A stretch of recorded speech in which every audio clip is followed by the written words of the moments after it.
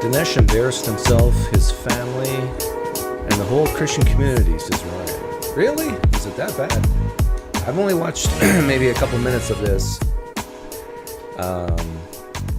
So I've told people I'm bored about talking about the Bible, but we've got two prominent guys here. Maybe they can make it interesting. I got a timestamp that I want to start it at. But first I want to mention, give you guys some insight about YouTube, how YouTube works. When you guys write comments on my YouTube channel, I would say, I don't know, 5 to 10% of the time, YouTube will put it in my spam box, or I think even just outright delete things. Maybe not that. I'm not sure about that. But I'm definitely sure that it goes into my spam box. And within the spam box, you'll have items like held for release, and then there's more serious spam that I think you can still override, but it takes work. Like I have to go through each comment, and recently I have so many comments because of all the shorts I've been doing. Like I literally, if I wanted to go through the comments that are in my spam box and make them public, I would have to go through thousands of comments. Because right now, yeah, I can't handle things. Hang on. Let me, I've been doing experiments with short videos. And look at the growth. I'm getting like 2 million views. What is this? Per month? Yeah, monthly gained. Crazy. And so with 2 million views per month, you can't go through all those comments. So the reason why I bring this up is because some goofball accused me of deleting his comments. There's a lot of goofballs who accuse me, and it's accusatory of deleting people's comments.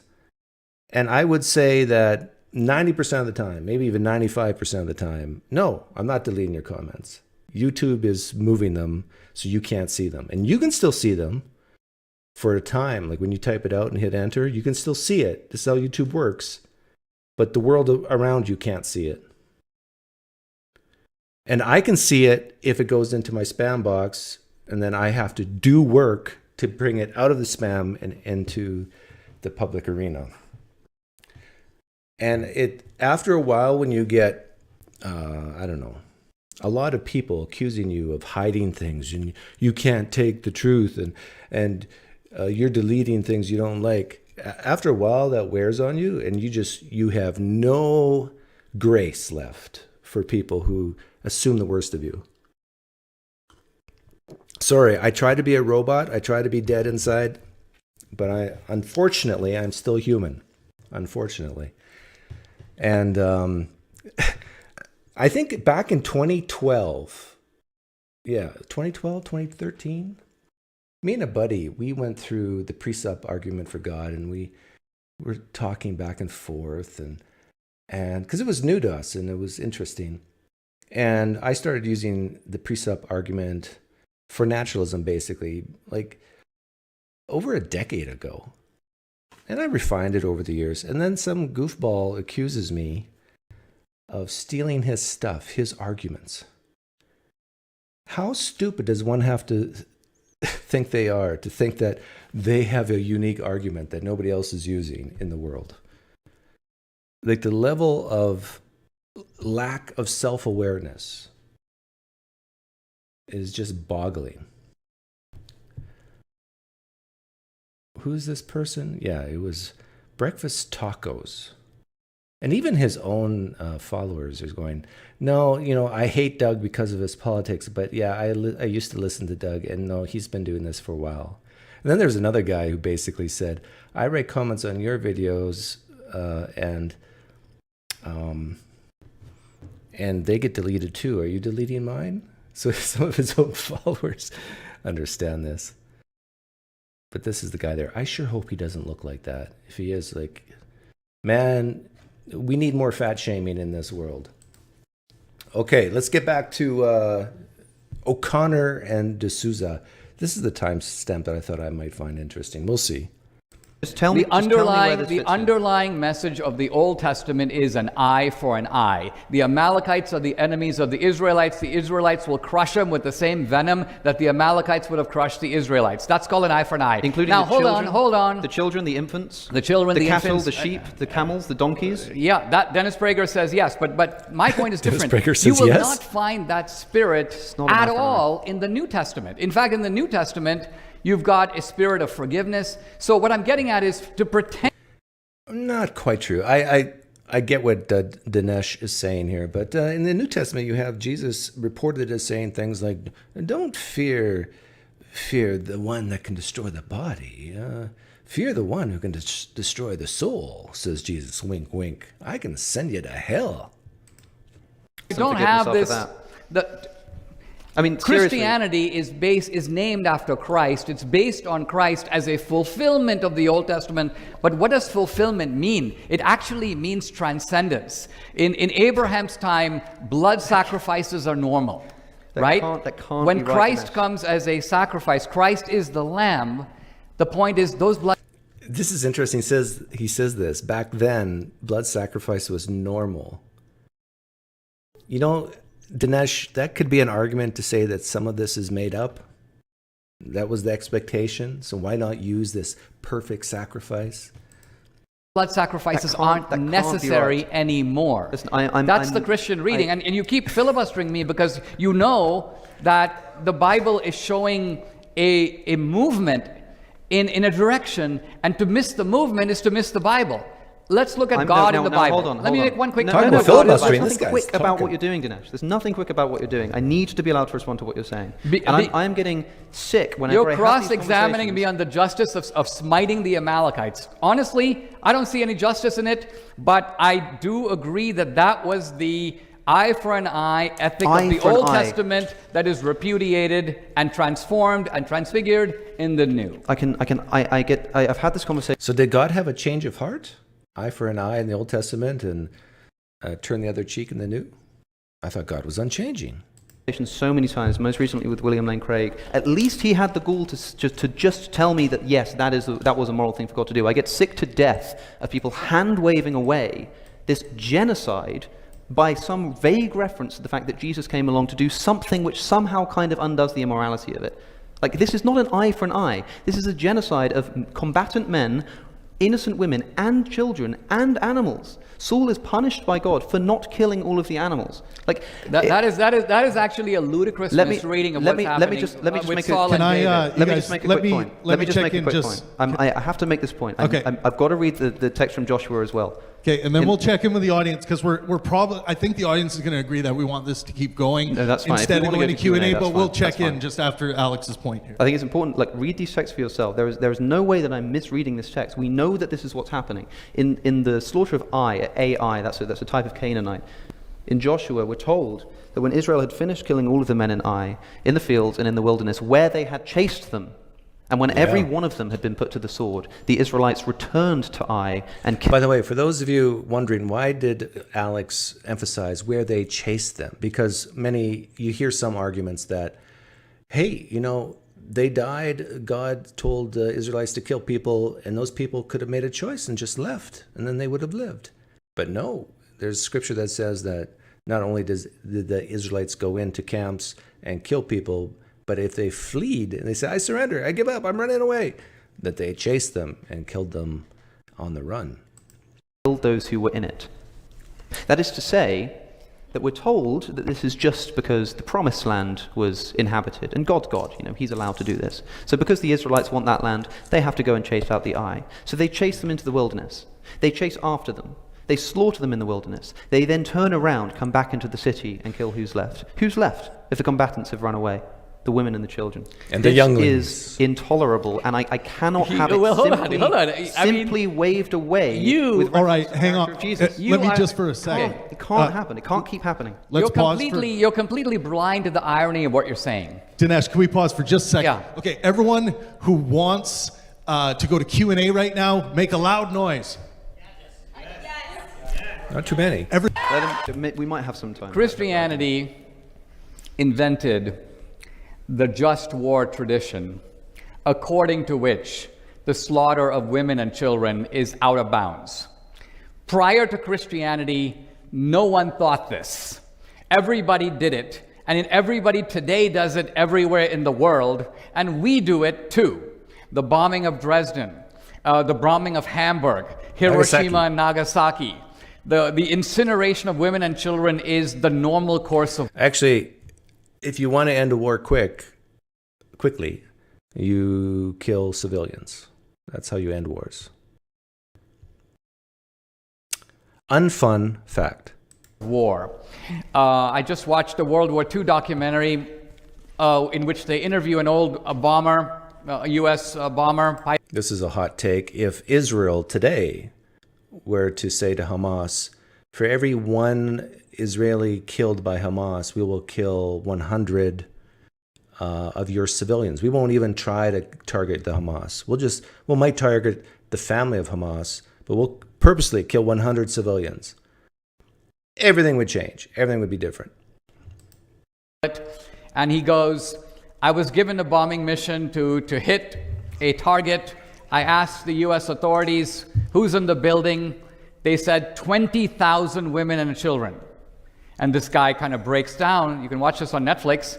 And he goes, I'm like, what the hell? You want me to kill 20,000 women and children? He goes, we're supposed to be the good guys. And he goes, but I couldn't repudiate the order. It was an order, so I did it. So what I'm getting at is that everybody does it. It is not ethical. It is not, but I'm simply saying, Alex, that you are a product of the Christian morality that repudiates it now. You're standing on a Christian mountain and acting like... Where does it say in the New Testament, thou shalt not kill women and children in war? What's he talking about? Whoa, look at these Christians. And in the Revelation, doesn't Jesus return on a white horse and kill women and children? They taught you to talk like this. These people did not teach me to think like that. They did. These people were listening to their God who was telling them to slaughter innocent women and right. children. The ancient Israelites were. But the ancient Israelites are not what taught you. What taught you is the 1,000-year tradition of the early Christian church. Which came a bit too late for the... This is interesting because Dinesh is actually admitting to moral relativism, or that morality evolves from what it was in the Old Testament to the New Testament. Amalekites. It came a bit too late for the Amalekites, to be sure. Were the Israelite armies not instructed by the God that you believe in? They were instructed by God. And they were instructed to do things which you would now consider to be immoral, yes? Absolutely. So God has commanded them to do something. You're dead in the water, Dinesh. You're done. God absolutely commanded the killing of younglings. The killing of younglings today is immoral. Therefore, God commanded at one time something that you today view as immoral. So the only way around that is to say it wasn't immoral back then, which would mean morality evolves from God. Something which you now consider to be immoral, whether or not you consider it to be immoral because of the later developments of Christian ethics, God himself has told us that we must... I guarantee you, you know how I usually have half my brain tied behind my back to make it fair with theists. I think Alex has 75% of his brain tied behind his back right now. And in our intuition that the slaughter of women and children, and by the way, when it's unnecessary in those instances to slaughter them, I don't view it that way. This is how I view it. Let's put it this way. Even in the ancient world, divine revelation comes into a primitive, barbaric world, which is full of a lot of really bad guys. And God says, keep going. No, keep it up. God does not say keep going. But what God does is and again, this is called, trying to get the point of what is happening. I actually feel like I need to start helping Dinesh here. I'm feeling so bad for him. I'm going to try to make positive comments for Dinesh's side because this is ridiculous. There's slavery in this world, in the ancient world, and it is true. The Bible doesn't come in and go, we denounce slavery, we denounce the killing of women and children. It doesn't do that. The opposite. It actually immerse Yeah, because the Bible is descriptive and not so much prescriptive when it comes to slavery. And you got to remember, there was no social safety net back then. And so one could say that slavery in many instances was a good thing. It kept people alive. And depending on some of your theories, it did great things like built pyramids or other great things that slaves did. I mean, it's great for the economy because when businesses have cheap labor, then they can pass those cost savings on to the consumer. Right? So all you people out there who poo-poo slavery, it's not all bad. itself into an existing, admittedly barbaric culture.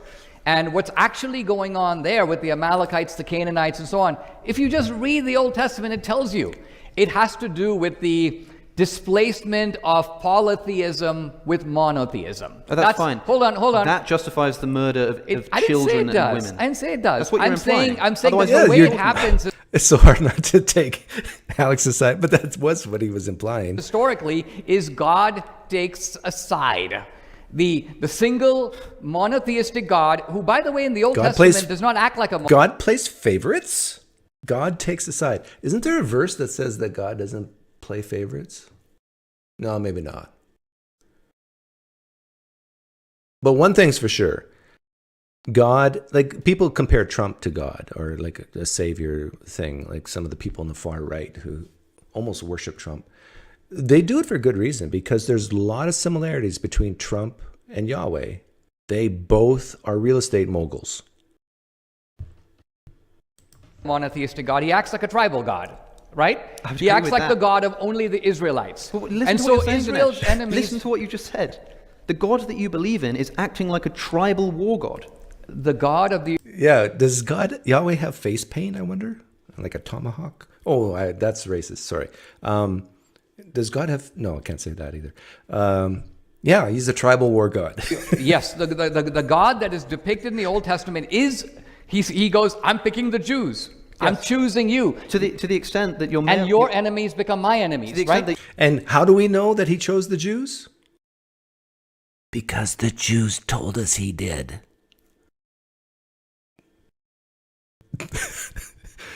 Come on, if you're a theist listening, I just made you laugh, right? No, you're bitter and angry. How do we know God chose the Jews? Because the Jews told us he did. I think God chose me as Savior of the world. How do I know? How do you know? Because I just told you. Female slaves may come from the nations around you. From them you may buy and sell slaves. You may also purchase some of the temporary residents living among you and members of their clan born in your town. You can bequeath them to your children as inheritable property. Oh, and don't forget, Alex, but don't treat your fellow tribe members harshly. That is the worst verse about the slavery thing, in my opinion. I've said this many times years ago, but it's clear as a bell. Those people in other tribes, take them for your slaves if you want. You can buy them, says God. But your fellow Israelites, don't treat them harshly. Play favorites. This is human beings, by the way. But you must not rule over your fellow Israelites ruthlessly. So not only do we have, the description of slavery in the Old Testament, we have an explicit condoning instructions on how to do it and doing it based on race.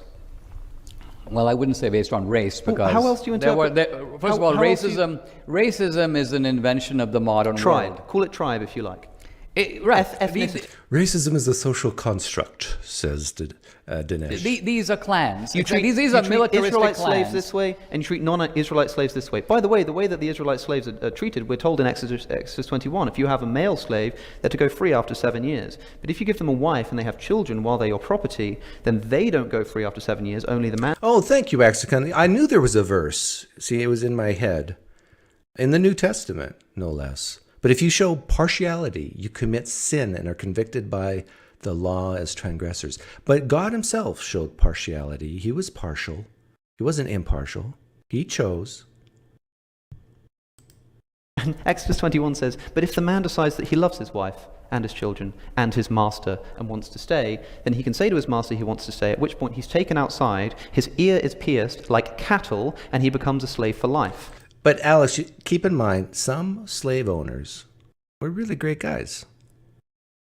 I mean, I'm sure they had movie nights, popcorn. I'm sure that once a month, some masters would get all the slaves together and go bowling to help morale. Let's not forget. Let's not paint a broad brush of all slave owners are horrible people. Now, by the way, female slaves aren't let go after 7 years at all in the first place. Now, That's because female slaves don't work as hard as male slaves. So, they probably couldn't live long enough to make up for the lack of productivity. That's just science. understand what you're saying when you say, hold on, when you say, like, okay, maybe God couldn't have abolished slavery for some reason. But at least, for example, when the male slave goes... Tropic says, Alex is brilliant. No. Okay, this is where I'm going to be on the side of the theist. Alex is not brilliant here. How many people have heard me and other people like me, thousands and thousands of non-Christians and atheists, make the exact same arguments over and over again? Alex has done absolutely nothing new here. He has said zero newness. He's repeating things that have been said for centuries. He's just doing it with a British accent. That's all. Goes free. Let his wife and children go with him. Yeah. Why not this simple moral improvement? There is no conceivable reason that this could not have been ordained by God, but look, it was not. You have a capital argument here to be had with the rabbis, and look, there is a massive rabbinical tradition that discusses every fine point, as you know. These people that the Bible is true. But it's not my job to I'm not a rabbi isolate the Old Testament from the New and justify ancient battles that have no bearing. Let me put this. See, Dinesh wants to really separate the New Testament from the Old Testament, but everything in the New Testament, it comes from the Old Testament. It's the Old Testament is the foundation to the New Testament. You just can't separate the two. Thank you, Thickstropic, for the $10 donation. And with no comment, I mean, that is true love. Not that I'm asking for love, because I'm already loved enough by my family and my dog. Definitely not from Meta Tacos, whatever his name is. He doesn't love me, and the far left woke people don't love me. But so for someone just to give me money and not say anything, I mean that's true sincerity and love. This way, and tell me how if someone were to listen to you, they would have no idea that the first anti-slavery movement in the world is Christian, driven by the Quakers and the evangelical Christians. They read the and the Mennonites. Same Bible. But evidently they don't read it your way. Because if they read it your way, they would be the prime apologists and defenders of slavery. So Dinesh, you have to explain why you take a universal institution. Dinesh, when did that happen? In every culture. When did that happen? When did what happen? When did that movement first get off the ground? Well, he mentioned Quakers, so that we're talking 17th century or later, which is a long time after Jesus. In America, it starts shortly after the Quakers get here. So the early let's put it this way, the early anti-slavery movements are about 1710, so 1720. Here's two hypotheses then. One hypothesis is that God actually didn't like slavery the whole time. It just took human beings literally thousands of years to work it out, and that just so happened to coincide with the Enlightenment. But Alex, let's be fair. Yahweh, he likes to take baby steps when it comes to morality and his creation. So he was, by the way, this is a real argument that I've heard theists use. So he just gentle nudging, because if Yahweh pushes humans too fast, too hard, too fast, they go crazy, I guess. They just can't handle too much change. They're conservatives, you see? I'm appealing to the people on the left right now. They're conservatives, the Israelites and the early Christians. And so just very gently, just whisperings in the ear, maybe slavery is not the best way to go. says Yahweh. He whispers in their ears and just gentle, gentle. And then 1,700 years later, oh, maybe slavery is not the way to go. That's one hypothesis. Another hypothesis is actually that the Bible does condone slavery. Why are you supporting Pangburn, the Wokey, for $1.99? I don't know why. Am I supporting Pangburn by playing this? I'm just playing a video. And that but thanks for the what's donation. going on is, I think, for example, when you look at the actual verses that are being given as justification for the Christian abolitionist movement, what kind of verses are we talking about? Well, what I'm saying is that good question. First of all, the Like, it may have been Enlightenment, Christians who did it, but they weren't. Like, to say that they were doing it as motivated by Christianity is a different kind of claim. it is a very significant claim because to you, the Bible exists in an interpretive tradition that has been expostulated over many centuries by Christians. They're reading that Bible. They're reading it with great care as to. Yeah, they could read the Bible with great care, read the Beatitudes, and at the same time kill witches, what they think is a witch. Have just wars, in quotes, just, for having theological differences. What it's trying to say. And the Enlightenment, far from being the origin of any of this, in fact, the racism that came out of the Enlightenment was of a species that never existed before. I mean, you think of the great philosophers like Hegel, Kant, their denunciations of blacks, for example, you'll find nothing like that in the Old Testament, leave alone the New. And if modern Enlightenment thinkers were beholden to think that these Enlightenment thinkers were ineffable, creators of an inviolable ethic, then... Sorry, my son just came in and told me he just got a job.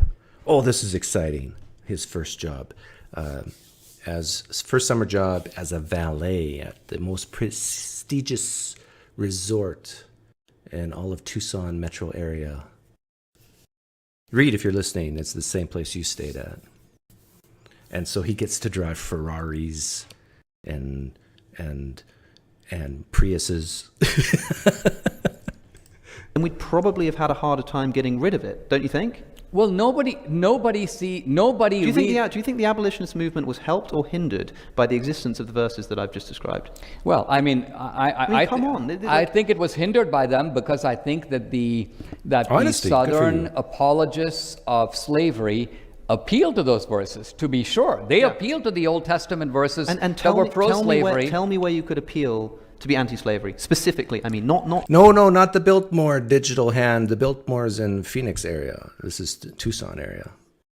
The most prestigious resort where all the rich people go. So I'm wondering how much my son is going to make in tips. It's going to be at least $100 a day. Love your enemy, love your neighbor. Tell me specifically, like, here's how I can put it. You're in a time machine, you go back to antebellum slavery in the American South, and you find yourself on a plantation, and you say to the master of the house, you own a bunch of slaves, I don't think this is moral, I don't think you should be mistreating them. Where do they turn?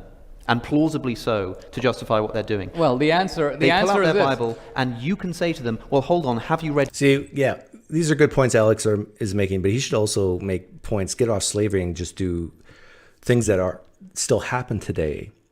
And maybe he'll do this, I don't know. But what Alex should say is, you can justify stoning adultery today using the Bible. There's nowhere in the Bible that says a government does not have an authority to stone the practicing homosexual, the adulterer.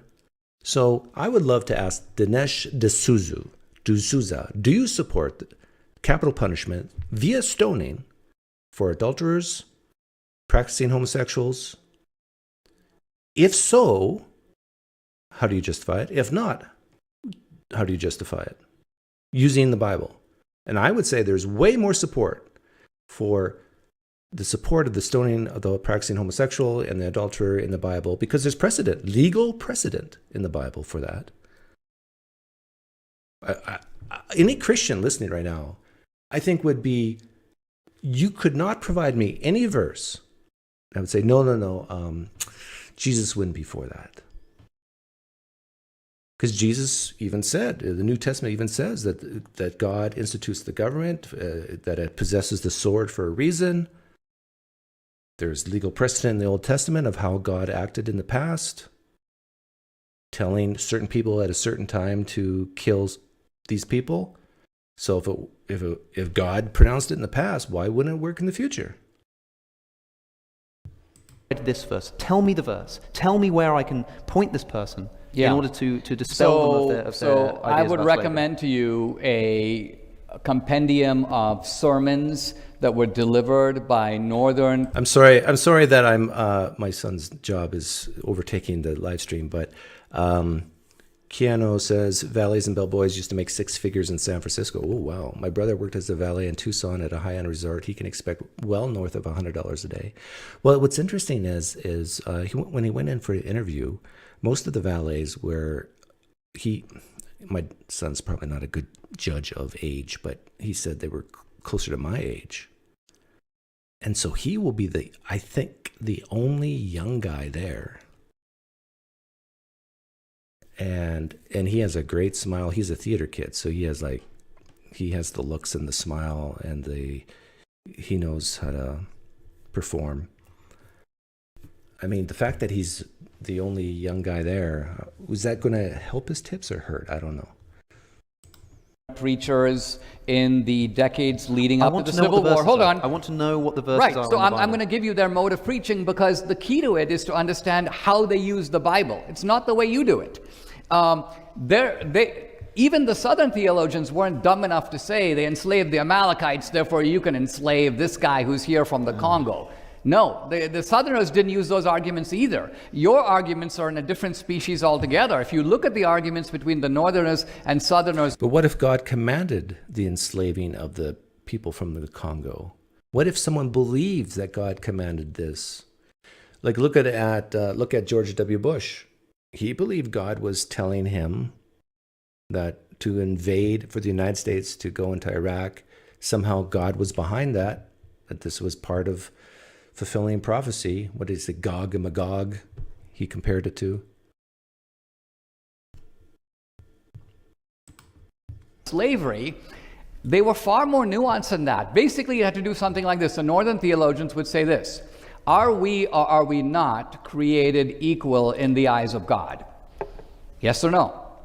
Yes. Are we all equal? In one sense, yes, but in another sense, no. Not equal in roles, not equal in abilities. Says in the New Testament that man was created for the glory of God, and women were created for the glory of man. There's a hierarchy: God, man, woman. Man is the head of the woman and the family. Some Christians will say this just means he's the source, because out of the rib of Adam came Eve, and so it means just source. It doesn't mean like hierarchy. But I think that a fair interpretation of the text is no, there is a hierarchy. God in three persons, man, woman, and then the beasts of the field. That's the submission hierarchy. So when you view it that way, and can you really say it's equal? In need of salvation? Yes. Does God therefore love us all equally and make salvation available to us all? Yes. And then you flip over And the Old all- Testament. And that's not true. What Dinesh just said is not true if you're a Calvinist. Salvation is not available equally to all, according to the Calvinist view, which has scriptural basis. Only those who God leads, draws upon himself, are saved. If God does not draw you, you don't have an equal opportunity to be saved. You're going to die in your sinful nature. the case. So hold on. It takes a movement now to go from this theological truth to a political application. But I don't have to prove that this is plausible. because it already happened. It's far too vague. It's far too vague for you. It's far from a skeptical compass. It's vague. This always happens. This always happens. But I'm saying millions of people believed it. This always they happens. listened to these sermons. They acted on them. That's because people retrospectively impart their own values. Why on do the you think? Bible. Why do you think people in the North who had no stake in the matter signed up to fight the Civil War? Why did they do it? I don't know. You have no idea, right? You have no clue. But I don't think it's because they read the Bible. I'm saying that they. Do you realize to what? Look at the sermons that are being given. Look at the language that's being used. People talk about the Exodus story, for example. You know, the enslaved in Egypt, freed by God and brought into the Promised Land. And this is a story that is favored. This is a story that's favored by abolitionists to say, look at this anti-slavery spirit of something like Exodus, leaving out the fact that when the Israelites are liberated from Egypt and trying to take the Promised Land, they do so by slaughtering, genociding, and also then enslaving the people who are already living there. What Alex is saying here is you can get a pro-slavery and anti-slavery position using the Bible. No big surprise. Leave out that bit.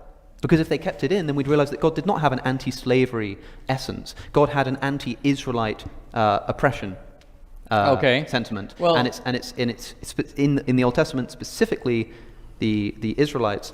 By the way, the term slavery has to be very specifically defined, because if it's very broad, okay, I'll do a hot take here. Someone's going to clip this and take it out of context, but I don't care. Maybe if I talk in a run-on sentence, it'll make it hard for them. But if you leave the definition of slavery very broad, I would say that I'm not against all slavery. For example, there can be some people view the penal system in the United States, putting people in jail, as a form of slavery. And if that is indeed the definition or form of slavery, I'm not against that type of slavery. I say there's some people who are so vile that they ought to be slaves to the state and put into jail cells so they can't hurt the public. And maybe even forced to work, to do things within the confines of the jail to benefit society, to help pay for the crimes that they've committed. Now, if you view that as slavery, and I grant that as a definition of slavery, then I'm not against all slavery. How many atheists have the balls to say that? Actually, probably quite a few. Oppression he's upset with, and not only fine with the oppression of others, but mandates the oppression of others through the Israelites. Okay, and all I'm saying is that there is a whole tradition that involves millions of slaves, millions of abolitionist preachers, Martin Luther King. None of them, not one of them, reads this story your way. They just don't mention it. They just don't mention it. Right, but isn't the significance of a text determined by the reading What Alex should do is he should ask Dinesh the poof or drown question before this ends. and use to which it is put? Let's say, for example, there's a story of murder, and everybody who reads that story becomes a wonderful citizen, loves their family, and you're the only guy who goes, oh no, really, guys, you're all misreading the text. It's really about murder, guys. And Martin Luther King goes, no, slaves for hundreds of years have taken consolation in the Exodus. I mean, go down, Moses, way down to Egypt land and tell old Pharaoh. How many people here have sung that song in high school choir, Go Down Moses? I have. It's a great song. My people go. Especially if you're a bass singer. To you, this is gobbledygook, because guess what the Israelites did next? And Yeah, then but Martin what Luther did King they goes, do next, Dinesh? What did they do next? well, my point. Like, what I would say here's to my Martin Luther point. King, if I was trying to make agree about what the, what I I would- agree about the description in the Bible. I'm simply saying that it's not a description, Dinesh. a It's not a Christian description. book has got to be understood in the way Christians understand it. And if you come out with a quote, let's just say, for example, Don't put it. A Christian book has to be understood the way Christians understand it. Which Christians, Dinesh? The Protestants, the Catholics, the Orthodox, the Baptists, the Mennonites, the Quakers? They all have the Mormons? Mormons consider themselves Christians, Dinesh. You just can't say you got to understand the Christian book the way the Christians understand it, because there's no one understanding, especially on the big fundamental issues like salvation. End times. It in scare Hell. There's no... quotes. Like, you can say, go to Pharaoh and say, let my people go. And if I was trying to make a theological point, I would say, and then do what? What did they do next? Like, don't get me wrong. I am more than happy that Martin Luther King was able to make a theological case for the abolition of slavery. Fine, but I would say that he was Not for the abolition of slavery, but for civil rights. He was misreading the text. Yeah, you're right. We have He was about misreading 5 the text, minutes, guys. not the other way around. It's like we have to ask who's misreading the text, and let's just suppose for a moment that you could point to me, which you still haven't done, to a single verse, even in the New Testament, which tells me that slavery is a bad thing. Which, by the way, St. Paul writes in. I can't remember which. I wish I could remember which letter it is. But you'll know what I'm talking about, where he writes, "Slaves, be obedient to your masters, not just the good ones, but also to the cruel," or the froward, as the King James has it. If it were the case that even if you could, which I would still love you to do, point to a single verse in the New Testament that tells me that slavery is actually not so good, the fact that so obviously God is okay with it in the Old Testament means that even if you could do Ephesians 6, 5-9, slaves, obey your earthly masters with respect and fear and with sincerity of heart, just as you would obey Christ. Obey them not only to win their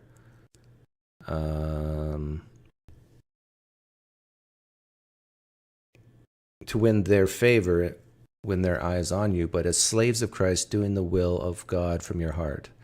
Yeah, Ephesians 6 kind of promotes slavery because it's comparing this being a slave to Christ as being a slave to your master. Like, being a slave of Christ is great, right? From what I heard. Like, Muslims definitely view themselves as slaves to Allah. Christians view themselves as slaves to Christ. Doing the will from your heart, serve wholeheartedly as if you were serving the Lord, not people. Because you know that the Lord will reward each one for whatever good they do, whether they are slave or free. This is great advice, though. You got to admit, like, if you're in a situation where you're a slave, and if you're a smart slave, you're going to be, here's a big word for the people in South Dakota, you're going to be obsequious. You're going to flatter your master. So you can lower the probability that you're going to be beaten or mistreated. You got to play the hand you've been dealt the best you can. And I think that's what Paul is saying here in Ephesians 6. He thinks it's for eternal reward, but... The best we're left with is that we have a text here which can say one thing on one day and another thing the next. If you don't understand, if you don't read... I'm sure I bribed more people than that on the way in. So if you don't read the Bible in the way that the Christians do... He's repeating himself. Then I'm trying to understand what is you're essentially a kind of a new interpreter who's saying that, first of all, texts are always open to interpretation, right? So if I say, for example, he's contradicting himself. The meaning of the Oedipus story is the quest for truth. He's making it sound like there's one correct or one interpretation, or that Christians, you got to read the Bible as Christians do, as the tradition does, and then says at the same hand there's many interpretations. No matter where that takes you. And that is the meaning of the Sophoclean hero. The Sophoclean hero is isolated, Antigone, Oedipus. They hold on to a truth no matter what. Yeah, that was horrible. But then again, what could Dinesh have done better? Like, if I put myself in his shoes. Well, okay, if I put myself in Dinesh's shoes, I would have said something like, I reject the Old Testament. I just reject it. I'm basically a Marcionite. The things where God commanded the killing of the infants, that didn't really happen. That's just men writing stuff. But when men write stuff in the New Testament, that stuff I believe. So I would just admit I'm special pleading towards the New Testament, and you can wipe your hands off of it all. People. Okay, this is contradictions now? Let me ask this very, very straightforwardly then. Okay. Luke says that after the birth of Jesus, the family fled to Egypt. Matthew says that they went to the Jerusalem temple. Are they both correct, or is one of them wrong? Who? The correct answer, Alex, is no, they're both correct. There was enough time. I mean, if you have a flow chart and if you have a red marker, you can make it all fit. Who the heck cares? I mean, look. Well, I do, and so well, do you probably do, the but, people who but, are but listening to a debate about whether the Bible is true. Let me say why what you care about is not only trivial, but indicates a kind of unwillingness to try to get what the text is trying to I'll communicate. tell you why I don't think it's trivial. Why Because is I it think not that the trivial? reason why Luke may have invented the flight to Egypt, he tells us.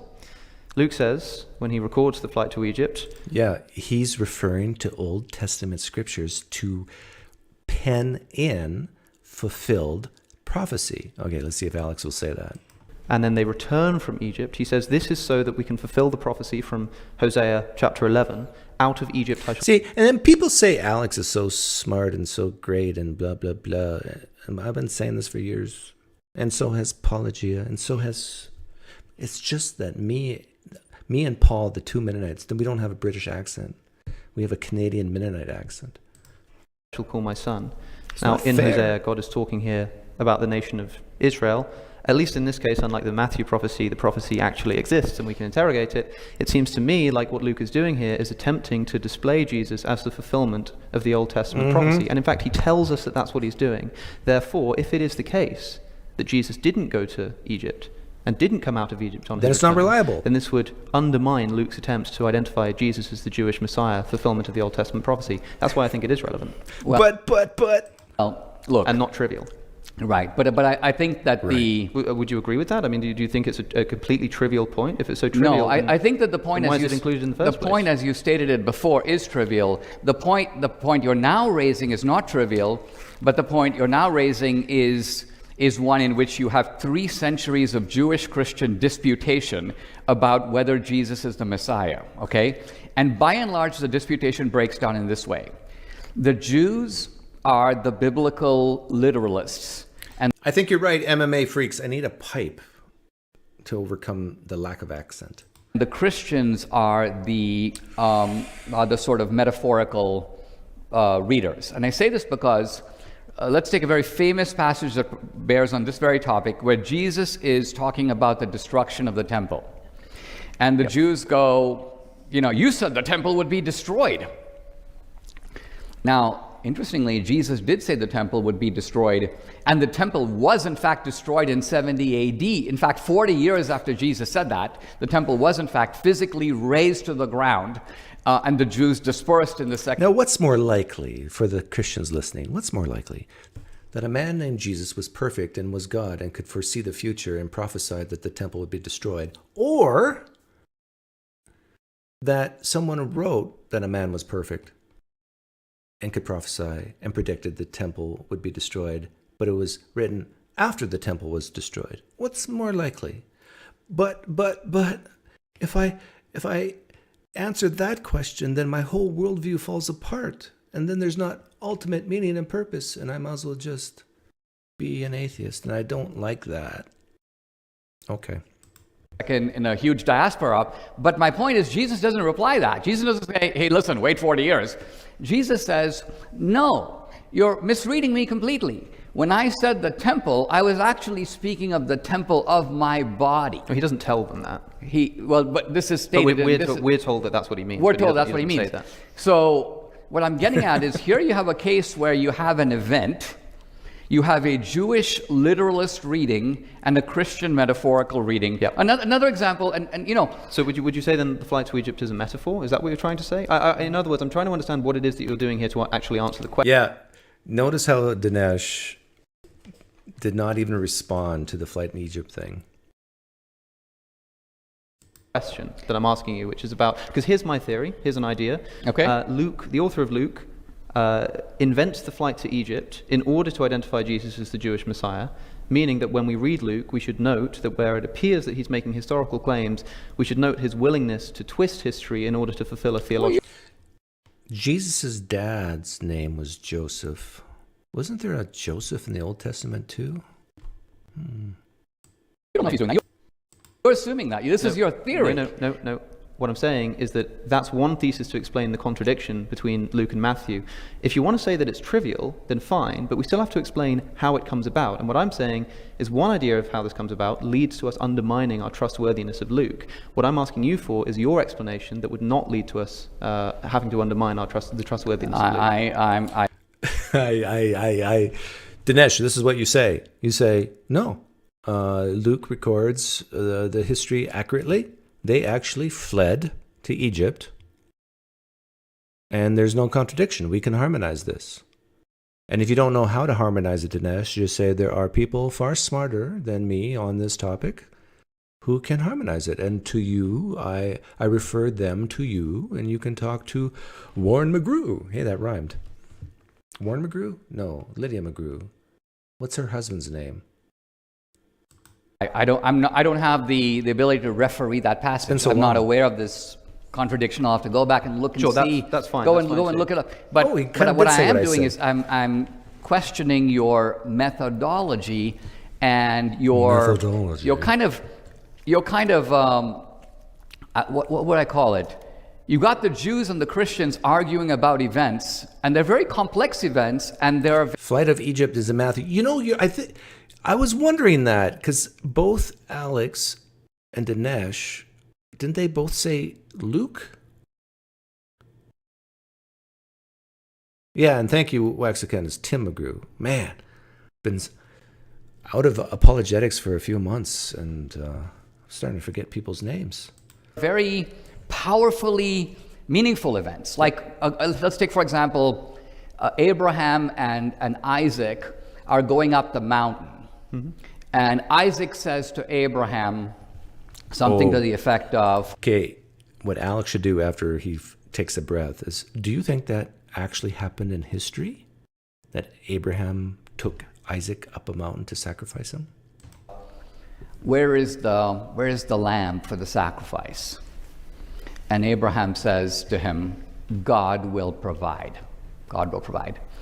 Now, in a Jewish reading, this whole thing has got to be understood in terms of, here's Abraham, he's willing to sacrifice his son, God says stop, it's a tale of obedience.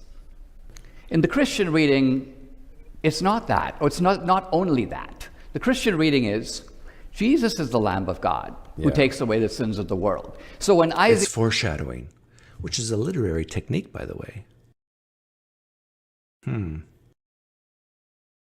Do historical narratives use literary techniques? I guess sometimes they do. says, where's the lamb? And Abraham says, God will provide. It is a foreshadowing of a significant event in the... See, why am I even listening to this video? I can predict everything Dinesh says, and I can predict everything Alex says. I can have this whole debate in my head against myself. New Testament. Now again, as I say, the Jews and the Christians argued this for 3 centuries and more. Take a drink. I'm not even trying to adjudicate who's right, but I'm saying you're waltzing in, coming with neither of these two assumptions. In fact, I assume you think that the Old Testament is as mythological as the New. No. Okay. Sorry, I need to. And I guess what I'm saying is that people who read the Bible to understand what the Bible is trying to say and what we can learn from it, do what the Jewish rabbis did and do what theologians like Augustine and Anselm and so many others have done. They don't really do what you're doing, which is saying, hey, Luke must have talked to a guy who thought it happened over here, but in fact, you know, this guy says the roof was thatched, but another guy says they let the guy in through the roof who had to be healed. Contradiction. Yep. And I'm like, is this your way of trying to say the Bible is not true? Yes, it is. The Old Testament. Yes. Okay. It's precisely. Okay, that was, I gotta admit, what Alex did there was good. Is this the way you're saying the Bible's not true? Yeah, it is. That is how you answer a question. what I'm doing. The Old Testament is not fully mythological. I think Genesis is mythological. I think that Exodus makes more of an attempt at history, but has mythological undertones. I think that the military conquests I mentioned in my opening statements are attempts at describing literal historical events. I think that the Psalms are poetry. I think that Job is mythology. I don't think a man called Job actually existed, right? And so there are lots of different genres here. The reason I'm asking about the contradictions. Some is mytho-history, according to William Lane Craig. A combination of myth and history. In the gospel, and I understand if you don't want to talk about the specific example of Egypt and Jerusalem, fine, whatever, maybe you can send me an email about it later or something, that's fine, but the reason I bring it up is to say that there are lots of these, and in each case, Jesus' birth, if we try to look at why they might be contradicting each other, the reasons I think we're given tell us that the historicity of this text should be in dispute. For example, I mentioned the date of Jesus' death. The Synoptic Gospels specifically place this after the Passover meal. They have the Last Supper as the Passover meal. Okay. John uniquely sets it before the Passover because he has the theological purpose of wanting to depict Jesus as the Passover lamb. Mm-hmm. Now, this is a contradiction if the Gospels are supposed to be historical accounts of what happened to Jesus, which I imagine if we were having a debate about whether Christianity were true, about whether the God of the Bible existed, you might put forward, say, an argument for the resurrection of Jesus. You might say, well, we have good historical evidence to think that Jesus rose from the dead, and you might point to the story of the crucifixion and the disciples seeing him after he died. This is a common thread. The problem is that if we're treating it as historical in an area like that, then we have to engage with. You can read pages and pages of apologists trying to harmonize that. The tougher one to harmonize is not what day was Jesus crucified, but what hour. That's a tough one for them to harmonize. Because Mark says before noon, and John says after noon. Both can't be right. And it's trivial, right? Who really cares what hour? But for a lot of Christians, it's very important that this is God's word. And if it's God's word, then God doesn't make mistakes. And if we want to say that this is reliable, then we got to start having check marks. Okay, this is reliable, this is reliable. Okay, this is a mistake, this is a mistake. And if, is it 51 to 49 true versus false? Is that enough to say it's reliable? No. A lot of Christians would say it's like 100 to 0 or 99 to 1, and that 1 is a scribal error, of course. It's the originals, of course, were perfect. With it as a historical text. Why would they contradict each other? I would say for the same reason that Luke contradicts Matthew in the birth narratives, because they're attempting to make a theological point, which tells us at least, and maybe you think that the New Testament is an entirely theological and in no way a historical text. Would you agree at least that the New Testament writers are seemingly willing to adapt the historicity of an event in order to serve a theological point? Would you agree with that? Yes and no. I would agree that. Well, that definitely is a contradiction. Well, it's not a contradiction because yes and no, it's definitely not a contradiction. Thucydides is relaying his I understand what he's saying. It's in different senses. Historical events to make a moral point about the nature of politics, and both are completely consistent with each other. Sure. It's not as if Thucydides. Would you risk your life on pocket aces versus 7-2 off? For those of you who don't play poker, 7-2 offsuit is the worst hand, starting hand in hold'em poker. No, I would not risk it. You know how many people I have crushed with 7-2 off? He's a student of power politics. He is making a point. His speeches are driven at making a point, but the point is excavated out of the actual events. Now, I think that there's a reason that we're given 4 perspectival accounts of Jesus' life. And they're not identical. In fact, as I say, if they were identical, you wouldn't need 4. The point of reading these, and I think the way to read them. Let me say a word. Let me say a word. If you want to. Is it just me, or does it seem like Dinesh has been speaking way more than Alex? And you'll find this of Christians. You be self-aware when you're talking to atheists and you're having a civil conversation. I guarantee you will talk way more than the atheist. Well, I shouldn't guarantee it. I've met some bloviating, loquacious atheists myself. So, but I'll say majority of the time, you will talk more. But to be fair, a lot of times the atheists are asking questions and then the theist has to answer them. To determine veracity, you have to operate a little bit like a jury. And by that I mean, pick up the Gospel of Mark, the first of the Gospels. Now, by the way, these Gospels are written very proximate to the events they describe. And I say this by the standards of, we're talking about historicity of any historical document. Oh, you're using those standards of historicity. But what about today's standards? Under today's standards, if someone were to write about a historical event 20, 30, 40 years later, would you have any confidence in it? How much confidence would you have in it? Let's see, 40 years from 2024 would be 1984. Let's say I'm old enough to write about 1984. If I were to write about a historical event in 1984, for the first time, how many here would have confidence in that my memory was good enough? Well, but Doug, if it was a major event like if I took 1980, what year did the Challenger blow up? Was that 84? But even, I don't think it was 84, but it was close to then. 84, 89, 88, 87, 86. It was 86, right? I remember it was a very powerful event, but how many of the details would I get right? Very, very few. I think I remember the classroom I was in high school when it happened. I was in grade 9. It was 1984. Oh, I picked a good one. Okay, so the Challenger blew up in 1984. If I was to write about it, I don't know how many of the details I would get right. And the thing is, because I've watched documentaries about it afterwards, how much of what I know is because of later years, not from what I know from 1984. You see the problem here? So what Dinesh is doing and what a lot of Christians do is you lower your standards of good journalism, good historicity, and you say, well, compared to other ancient works, the 20, 30, 40 years is great. Well, yeah, compared to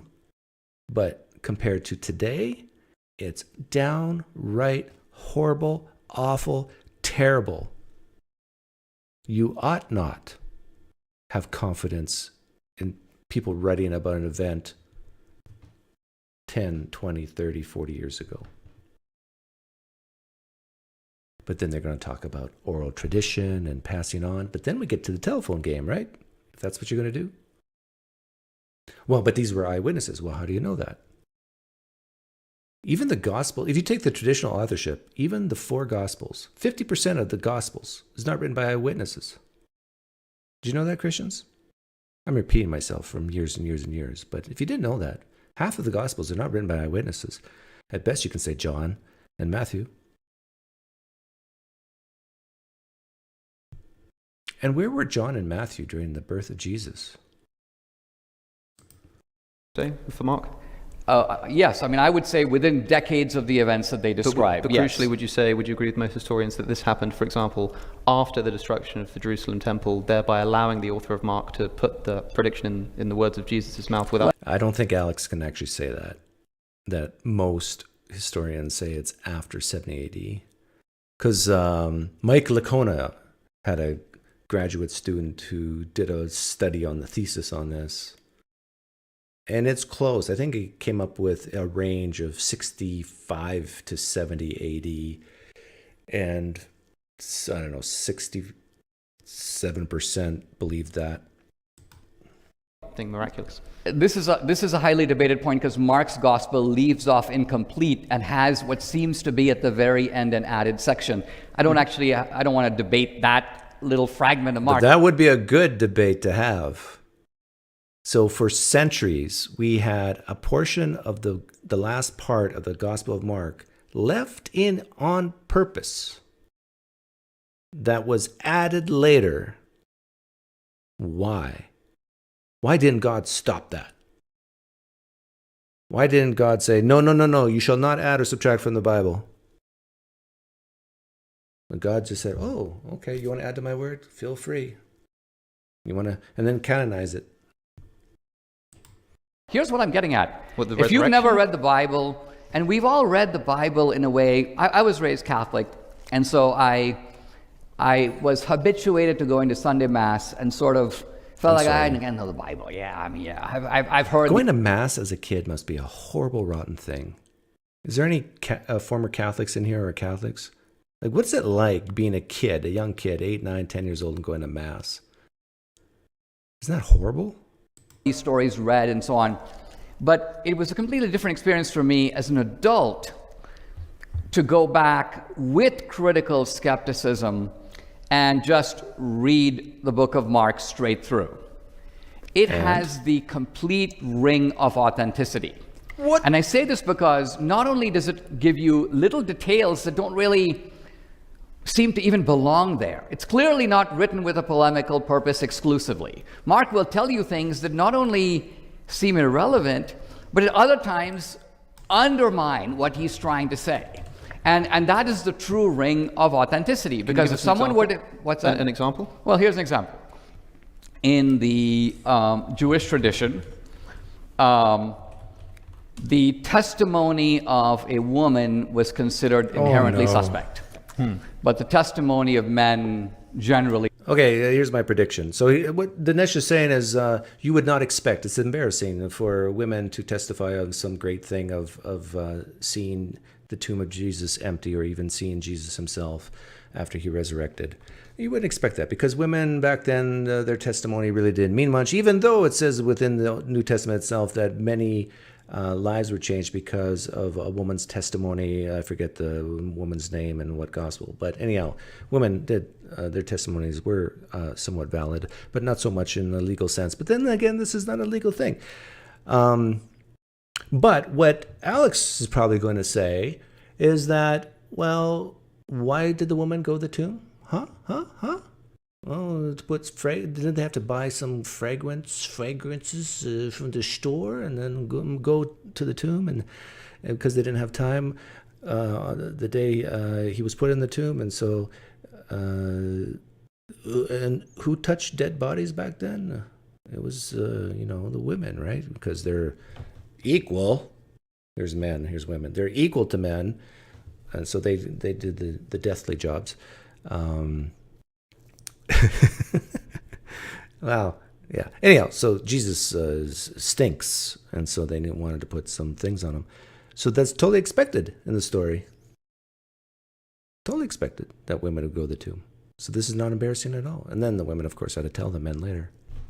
But then again, back in the Gospel of John, Peter and Lazarus, or the disciple whom Jesus loved, they both had a race.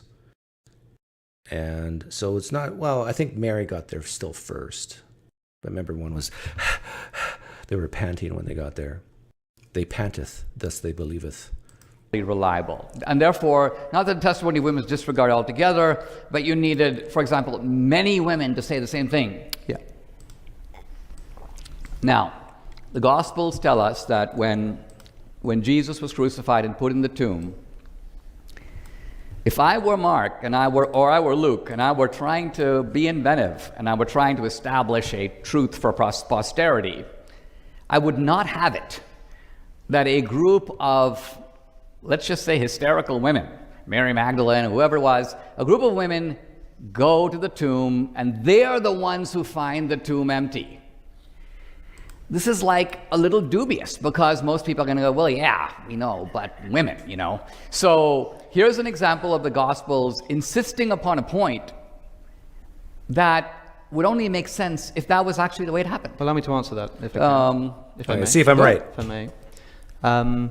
This is a commonly presented argument for the historicity of the resurrection, which, by the way, now we're talking as... Well, I'm not... No, hold on. I didn't say it's an argument for the historicity of the resurrection. I said it was an argument... Let me say a word. Okay.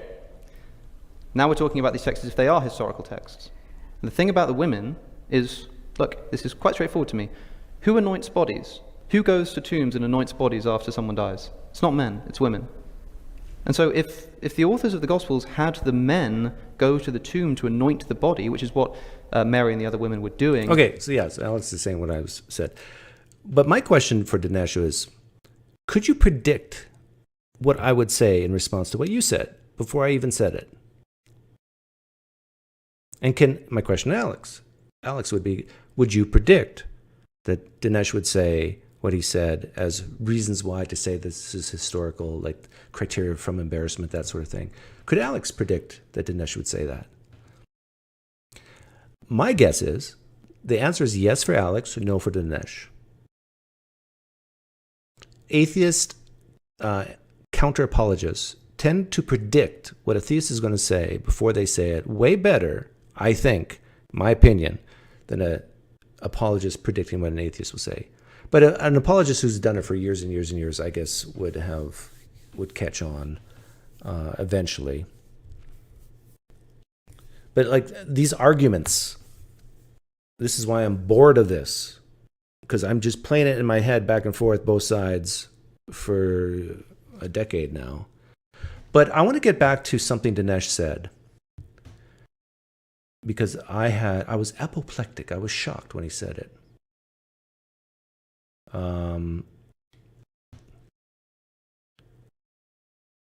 When he talked about the Gospel of Mark, he used the word authenticity, right? Yeah. And I quote,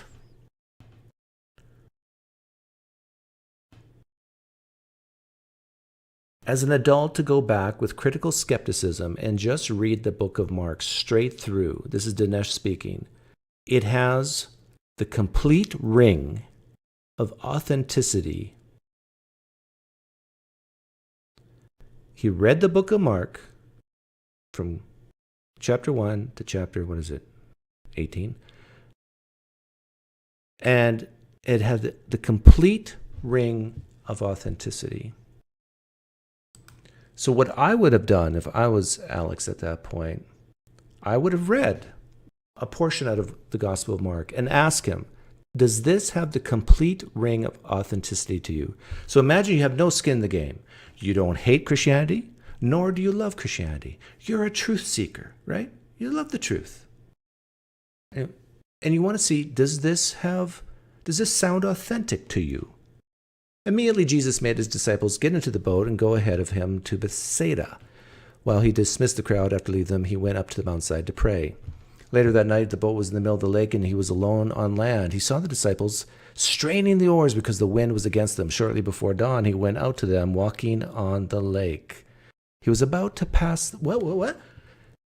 Because the wind was against them. Shortly before dawn, Jesus went out to them, walking on the lake. A complete ring of authenticity?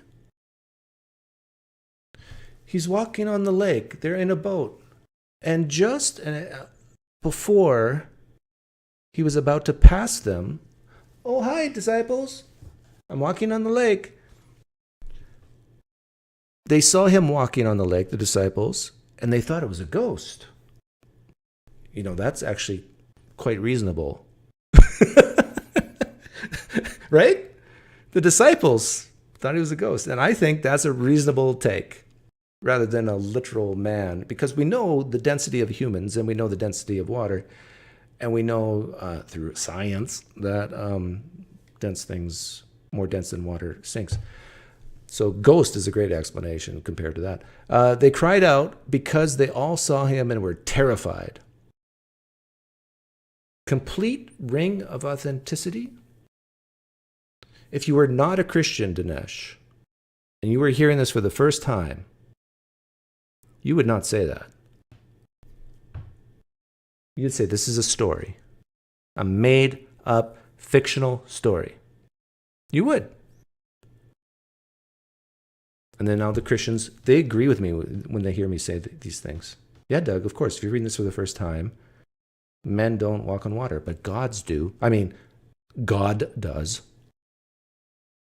Well, what makes you think Jesus is God? Well, because it says so in the text. That's good enough for you?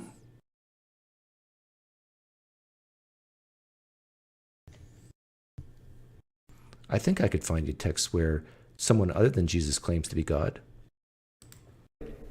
When they went to the tomb, that itself would be very strange and give us reason to doubt the historicity of the events. In other words, it's like if there's a task that women do, and that task is how Jesus' empty tomb is discovered, then why would he invent it? Why would they invent a story that has men going and doing it? Secondly, you said that you need multiple women's testimony. How many women go to the tomb? Multiple. Thirdly, what do the women do immediately after seeing the empty tomb? Okay, now, but this is tough because I got to predict what Dinesh is going to say to this.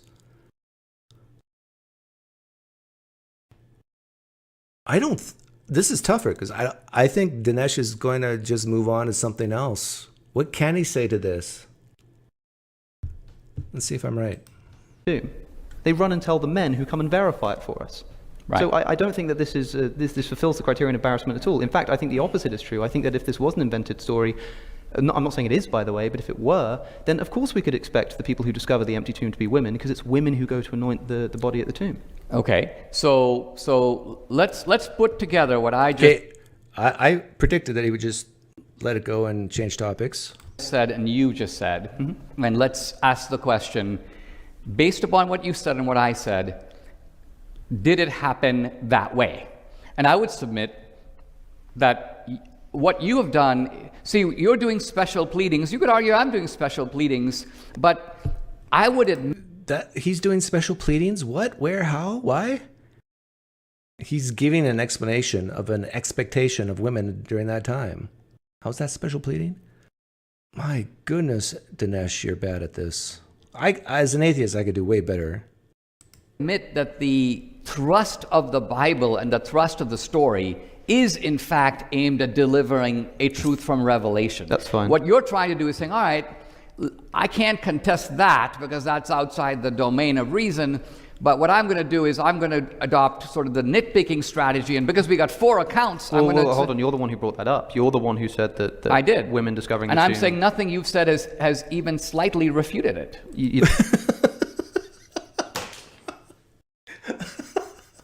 Oh my. You're nitpicking. You're the one who brought it up.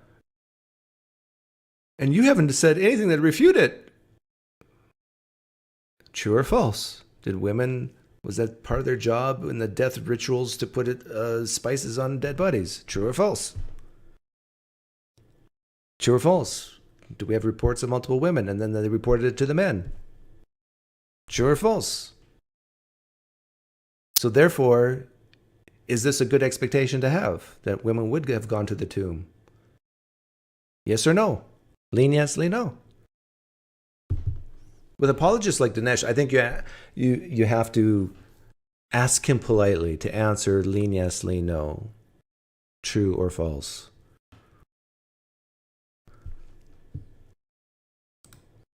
Just said refuted the idea. I predict Dinesh is going to retire from this type of apologetics. He won't retire from politics probably, but after this, can he do... No. Is there any Christians in the live stream chat who think Dinesh is doing a good job here? That would be something you wouldn't expect from the gospel authors if it were invented? No, here's what I'm saying. You don't I'm saying that I mean, let's look at what we agree on, what we disagree on. You agree that in that culture, the testimony of women in general counts for less. I think this is something that Josephus tells us, but it's impossible to know what sort of culturally people actually thought at the time. It's impossible for us to know. But I'm happy to grant it, yeah, sure. It's impossible for us to know, even though Josephus says it. Okay, But that's in a court of law, right? No, but what I'm saying is, if you're applying the is it impossible for us to know, I would suggest to you it is impossible for us to know that it was the absolute and unwavering duty of women to provide all the ointments. You've stated that as a fact. No. I would say it's impossible for us to know. What I'm saying is that Whoa. It's impossible for him to know whether women put spices on dead bodies. It's impossible for them to know. But yet he knows that Jesus walked on water? Yet he knows that Jesus rose from the dead?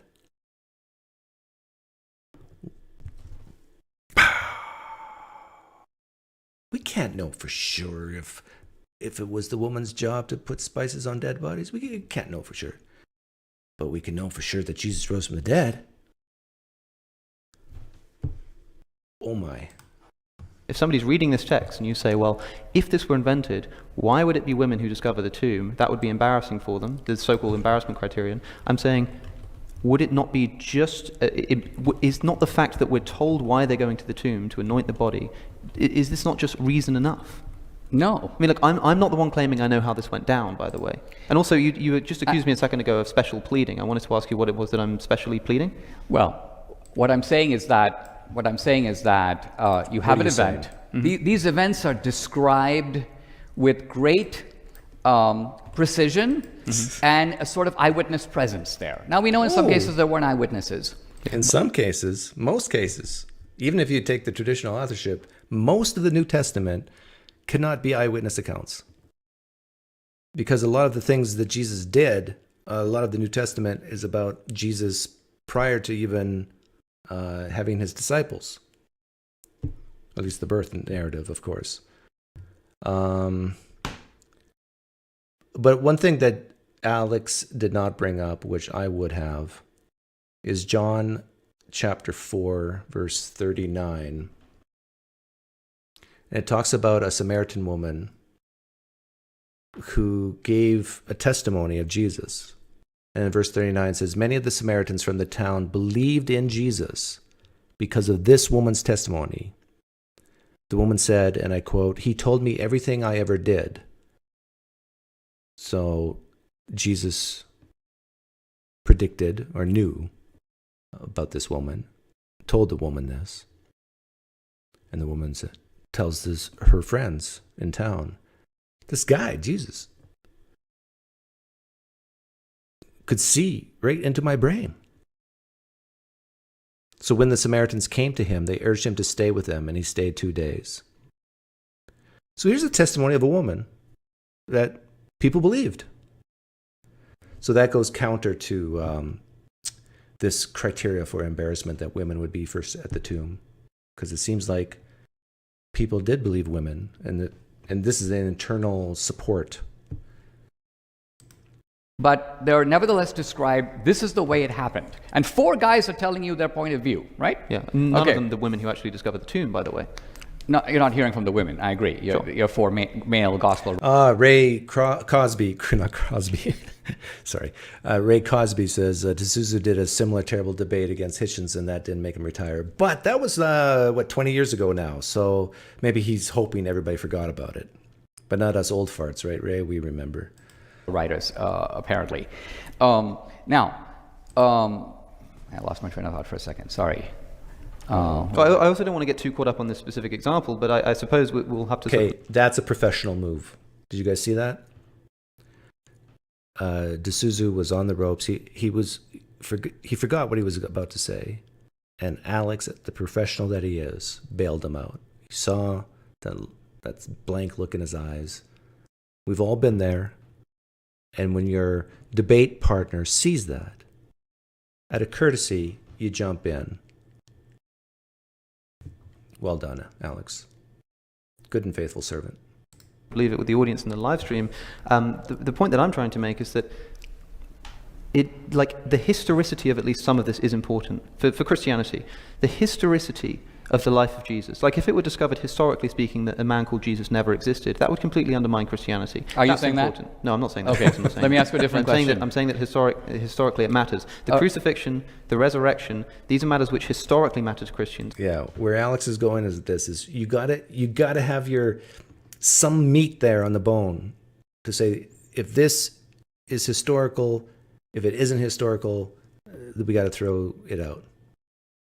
And the main things for Christianity is there was once a man named Jesus who claimed to be special, divine, Son of God and God himself, who died for the sins of the world, was crucified, put in a tomb or rose again from death, hung around for 40 days, and then ascended into heaven and promised to come back. If any of those historical things didn't happen, Christianity crumbles very, very quickly. You can say, okay, did he really multiply the loaves and fishes? No. Did he really walk on water? No. But those historical things have had to have happened in order for Christianity to be true. And so when we're dealing with a historical account of what happened, when they're riddled with contradictions, I think that that's a problem. If you don't think that's a problem, then that's fine. But I think that the people listening and wanting to find out if the Bible is true might see that as reason to undermine the trust of the text. No, first of all, almost everything that we know about those events in terms of modern historical reliability, for example, where is the site of Jesus' crucifixion? Yeah. Unknown. Allegedly Disputed. the There are a Holy couple of Sepulchre. potential sites, but it's not known. What day of the year was Jesus born? Unknown. We think Jesus lived for 33 years, but let's say that one of the Gospels said it was 33 and the other one said it was 34. Do you think that that would actually refute Christianity? No. No, Okay, no, of it would course not. No, no, no. It would no, actually no, be hold quite on. understandable that you'd have two guys No, yeah, now, and now they would hold get on. that and they'd be off on that. It would refute certain versions of Christianity. That's what Alex should have said. Like, if you're a Christian who says the Bible's perfect, 0 errors. So if the Bible clear, and this, he mentioned a numbers one. Numbers are really difficult. And if you're willing to say, not say Scrabble error, if one gospel says Jesus died when he was 33, another one says he died when he was 34, and if you think this is God's word, holy word, inerrant, you got a problem. Contradiction would be trivial because the issue is not whether Jesus lived for 33 or 34 years old.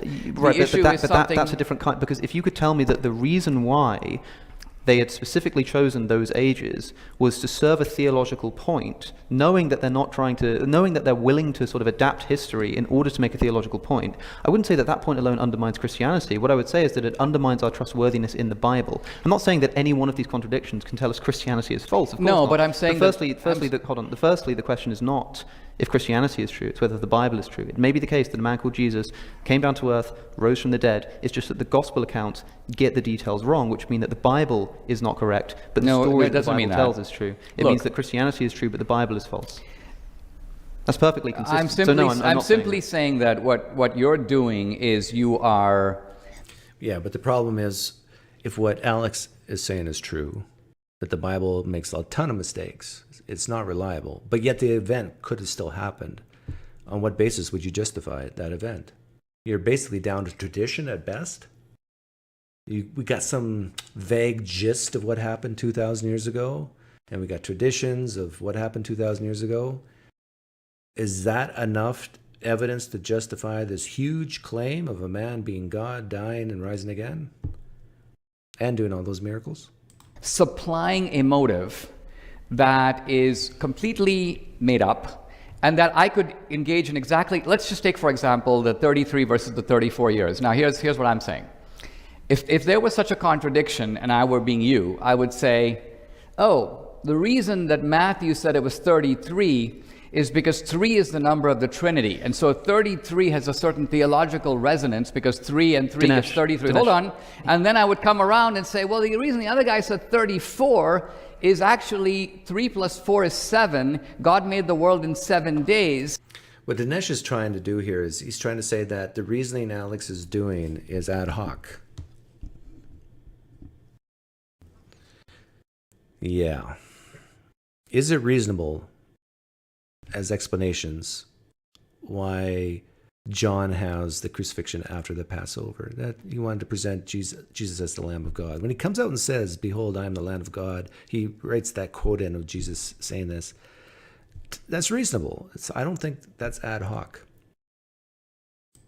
7 is known to be a number fraught with theological significance. And I'm saying this is basically Alex BS. Dinesh, the gospel writers tell us that's why it happened. They say that the reason the family went to Egypt was to fulfill the prophecy Yes. of Hosea. Okay, and They- so you, They tell. And it says Jesus was born in Bethlehem to fulfill another prophecy. So in other words, if the gospel writer, and now imagine Matthew's full of that. It's full of, and thus this was written to fulfill the prophecy of X. that the gospel writers had written what you just said. Imagine in the actual text, one of them said he was 33 when he died, but Hey, thank you, the real Mad Dog Mac, for the $4.99 donation. That you're paying your taxes. It's good that you paid it today because I was just about to send my boys to your place to collect. Now that you're paid in full, you're good to go. Because of the number 3 and its significance. Correct. And another said that he was 34 because of the number 4 and its significance. That would be a contradiction. And in that instance, not just a historical contradiction, but a spiritual and theological one too. Actually, no, it actually wouldn't. Come on. It wouldn't. I'll tell you why. You don't think that's a contradiction? No, it's not a contradiction at all. Because the gospel writers are constantly Contradicting each other? No, not contradicting each other. If they were Okay, hang on. I gotta get a pen. I gotta make a short out of that one.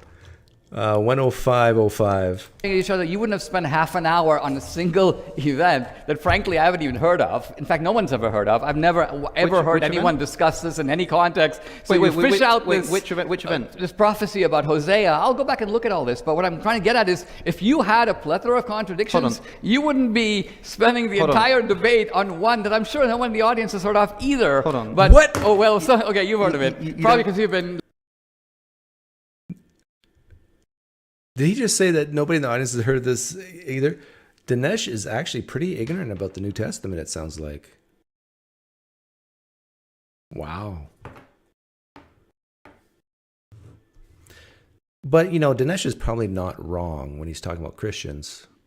A lot of Christians are totally ignorant about this stuff.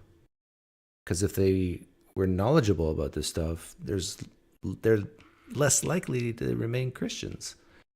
Or at least they have to become some type of cultural, progressive, wishy-washy type Christian.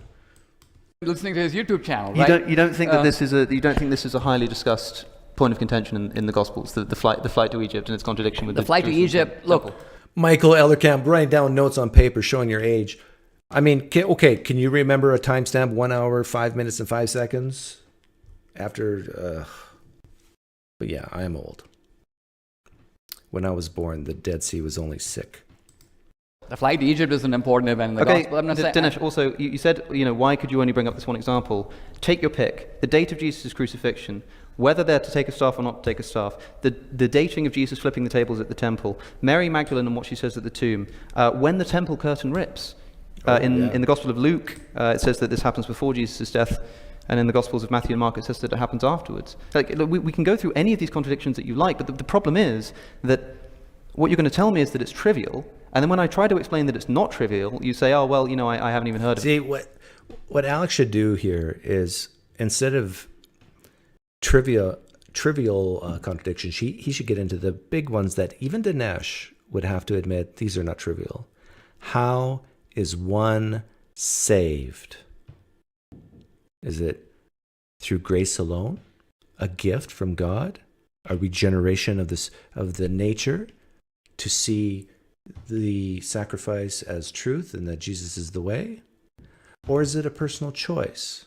Is it repentance, belief that one can do apart from God? God can influence, of course, but it's still ultimately in a free will choice. Isn't that a contradiction? God's sovereign will versus human free will? That ain't trivial. We're talking about eternal life here. How do we get eternal life? The Bible teaches both. And no one else really cares about this. When other people do, by the way, this is a highly discussed point of contention in the Gospel. All I'm asking you to do is say that this is... when I mentioned the staff in my opening statement, and I said that whether or not they take a staff is a totally trivial contradiction, I'm not bothered by that. If I were a Christian, I would say, yeah, of course, because the texts are not going to perfectly accord. But for some reason, Augustine could not accept this, and so comes up with this ludicrous idea of a literal staff and a metaphorical staff that Jesus is talking about. If you were willing to just say, yes, this is a contradiction, but that doesn't upset the method of Christianity, I think it would be a much more defensible and respectable approach. But instead it seems that you're unwilling to admit that there's even a single contradiction in these texts. I am saying that the texts are written from 4 different points of view. Do they contradict each other? And it is quite possible that on details, Matthew tells you things that are not in Mark or different than Mark. Contradict Mark. Contradict Mark. Yes, contradict Mark. And so the point is... Did he just admit the Gospels do indeed contradict each other? possible that on details, Matthew tells you things that are not in Mark or That's not different than what Mark, I'm different asking. than Mark, contradict Mark. Contradict Mark. Yes, contradict Mark. And He did. Progress. Timestamp 10707. Hey, we see a pattern. 10505, 10707. Dinesh D'Souza admits the Gospels contradict each other. Oh, that's not going to be good for some of his followers to hear. And so the point is, here's my point. You're acting, I mean, look at it this way. You would be scoring a point if you could say, God wrote 4 books and they contradict each other. Just like if you're able to say, Dinesh said this in the beginning of the debate and that at the end of the debate. Or maybe he didn't admit that. Dinesh is contradicting himself. On the other hand, if we have 2 guys who are here today to go and write an account of this debate, right? And then we look at their accounts, which are authentic, first person. I was their accounts with a lot of detail. Yep. And one guy says, for example, the lights were dark. The other guy says the lights were dim. Or one guy says, for example, that Dinesh was sitting at a 45-degree angle. Another guy says there was a 50-degree angle. Yeah. But These are now, not. Now imagine, and then now someone goes, Dinesh was sitting at a 43.5-degree angle because he thought this was a way of maximizing his rhetorical effectiveness for the audience. People would be like, Now imagine somebody said, Alex is wearing a blue jacket, and the reason he was wearing a blue jacket, someone said it's a blue jacket, someone else said it's a red jacket. Who cares? You're quite right.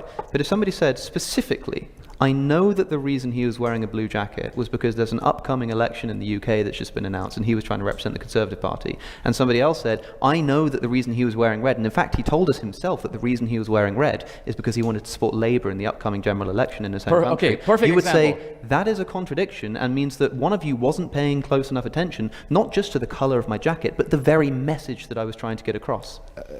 that could well be true. But what I'm getting is at is true. we know, just from know normal what? experience, that if the 2 of us are sitting in a cafe and we see an accident, these kinds of differences are normal. Seems like Dinesh is still not admitting that there's contradictions in the Bible that go deeper than just red versus blue, that it attaches to some real meaning, that the messages are contradictory. Another good one is the Gospel of Luke mentions a guy named Lazarus within a parable to say that the scriptures alone are enough to convince people or to give them justification for a choice to be a Christian or not. That even if someone came back from the dead, they still wouldn't believe if they don't believe the scriptures. And then there's a Lazarus in the Gospel of John where you got these hard-hearted Jews who don't really like Jesus, watching Jesus raise Lazarus from the dead, and then some of them, at least, followed Jesus because of that. So which one is it? Both are the parable and the story of Lazarus in John. Both are sending a message here. One message is the scriptures alone is enough. The other message is that miracles change people's minds. I actually think that the author of Gospel of John read what the author of the Gospel of Luke did, disagreed with it, used Lazarus, the same name as the Lazarus in the parable, on purpose. In other words, I'm saying Lazarus probably never ever existed in history. And to make a theological point, that we need these miracles for people to believe. So don't listen to the author of Luke who says it's scripture alone. No, listen to me. Jesus did miracles. People believed because of it. It's good. Miracles are good. As opposed to the author of Luke, miracles, yeah, they're good, but we don't need them. So let's just say, for example, here's God showing us a revelation, and the revelation can be whatever it is, and you and I write an account of it, and somebody finds that my account of it not only is different than yours, but let's just say, for example, I go, oh, Jesus was wearing a cloak. Another guy goes, he's wearing a robe. For anyone to actually think that this is, in fact, a refutation of the truth of the Bible, is ludicrous. It's ludicrous. So anyway, in our format, we've agreed to do a flip where you've been asking me questions now. Let me ask you something. If you've got something to ask. Let me turn around and ask this you should be questions good. in a sort of what I think is a more fundamental mode, because it gets to what the Bible really is. Let's hear it. Do you think that the universe had a beginning? Oh. Talking about the Bible? And it goes to universe at a beginning? Okay, let me predict Alex's answer. He's going to say, our reality, our universe, small u, had a beginning. But that doesn't mean the cosmos, the totality of every material existence or energy, had a beginning. Let's see if Alex says that. I don't know. You don't know? I would suspect yes. You suspect yes. Yeah, sure. Oh, no. Oh, Alex, you dropped the ball. Or maybe Alex answered that way because of the recent research that says that's questioning the Big Bang. Maybe he's doing it. But I still think he should have said, current consensus is that our reality, our universe had a beginning, but that doesn't mean the cosmos did. How did the writers of the book of Genesis know that? I have no idea. It could. I mean, if I'm going to be, They guessed? if I'm going to be cynical about this, Oh, see, let's see if Alex knows his Hebrew, because Genesis 1:1. Let me bring it up here. Dinesh thinks that this is amazing, that Genesis 1:1 and the NIV version says, "In the beginning, God created the heavens and the earth." But not all translations say "in the beginning." In fact, let's see if I can find it. Yeah, the NRSVUE translates it as "when God began to create the heavens and earth," not "in the beginning."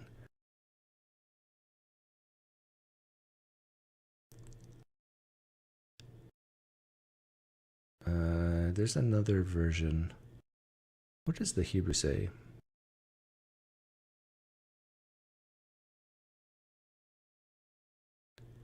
Does anybody speak Hebrew here? it would be a 50-50 guess. And I also think that if we had scientific... Would it be a 50-50 guess? Yeah, because, and it might even be worse than that for you, because if we had some kind of scientific popular hypothesis, because of course the Big Bang might not have been the beginning of everything, who knows, right? But like whatever the popular scientific hypothesis is, if it were pointing to an infinite universe, for example, as Einstein thought we lived in, then I'm sure that people would open Genesis. They would say that in the beginning God created the heavens and the earth, and say that the earth just means the earth itself, right? Like I think it would be equally easily interpretable on either account. All right. So one of my professors at Dartmouth was Rob. Yeah, Andrew Helms said, when God began. Now, I know this is probably not the majority view, but there are some Christians out there who admit that Genesis 1:1 can be interpreted other than in the beginning. Robert Jastrow, head of the Mount Wilson Laboratory, one of the great astronomers of the 20th century. Sure. So Jastrow writes in his book, God and the Astronomers, that for 250 years, modern science has been attempting to discover whether the universe had a beginning. Mm-hmm. And you can think of these scientists as ascending. What's interesting, if I was Alex, I would ask, okay, if science demonstrated, or I couldn't demonstrate, but it could point evidence that our universe did not have a beginning, would you doubt the Bible? Would you doubt Genesis 1:1? Ascending a very tall mountain in which there are many pathways, and for many years, with the steady state hypothesis and so on, there were beliefs that the universe was eternal, it never had a beginning. In fact, that was the prevailing point of view. And then Jastrow argues it's almost as if we reached the top of the mountain and there was a bunch of Hebrew prophets or theologians sitting there who had been there from the beginning.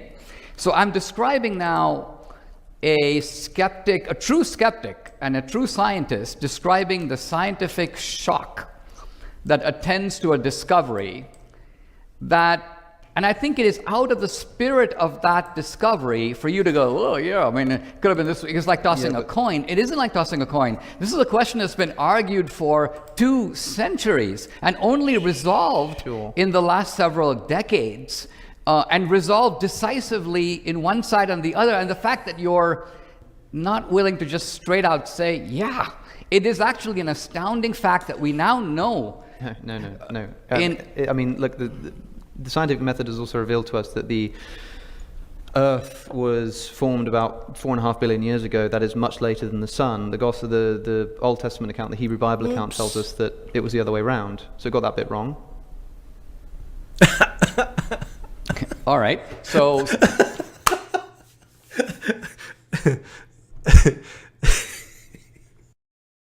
I gotta. That bit wrong. So the reason why I'm laughing is because Dinesh is showing, well, look what Genesis got right. How could they have possibly known that our universe had a beginning? Although intuitively, I would think that humans would think that. But then Alex said, well, the Genesis 1 says the earth was created before the sun. So science says the opposite. Is Genesis 1:1 correct, but Genesis 1 whatever, verse 7 or whatever is incorrect? I gotta play that in slow motion.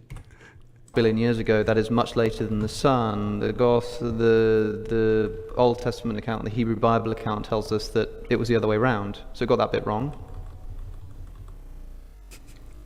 Do do do do do do do do. Do do do do do do do do. all right. So we're yes. The Bible is not. So sometimes it gets things right. Sometimes it gets things wrong. You know. The Bible is not a science. It's not listing out a scientific. Well, now hold on a second. You can't now move the goalpost, especially if you're still gonna miss. The issue. The issue of the origin of the universe is extremely critical. You just told me that Genesis predicted, or knew about, or somehow knew about the scientific hypothesis of the origin of the universe. Then, when I pointed out another scientific observation that doesn't accord with Genesis, you tell me that Genesis isn't a scientific text to begin with. Well, if you read Genesis, it is making a astounding claim, which pertains to God. Obviously, I'm embarrassed for him. Is it making a scientific claim or not? Is it telling us how the universe scientifically formed or not? It's not telling us how the universe scientifically formed, because if it did, they would be outlining the history of the Big Bang. Then what's the relevance of bringing this up in the first place? Because it is stating a conclusion, not a process. It's not telling you how the universe was formed. Right. It's not telling you about... It also doesn't tell us how the sun was formed, but it tells us that it was formed after the Earth was. It tells us that that's the case. It's wrong. It's incorrect. It tells us that that's the case.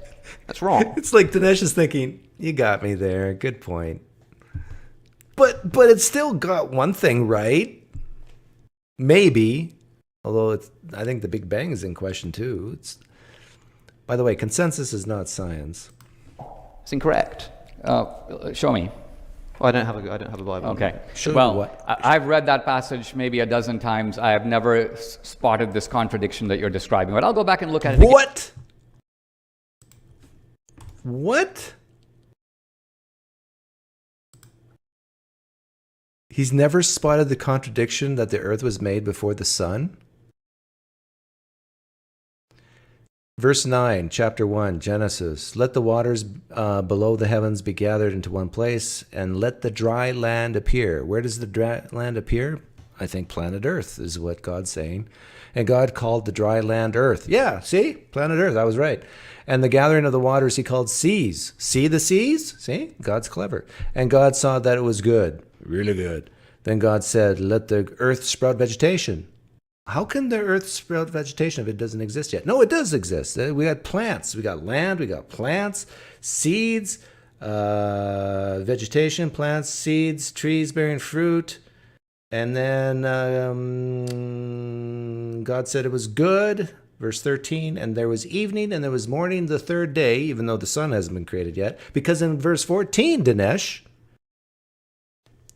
something you've read many times but forgot, Then God said, let there be lights in the expanse of the heavens to separate the day from the night. Well, what separates the day from the night?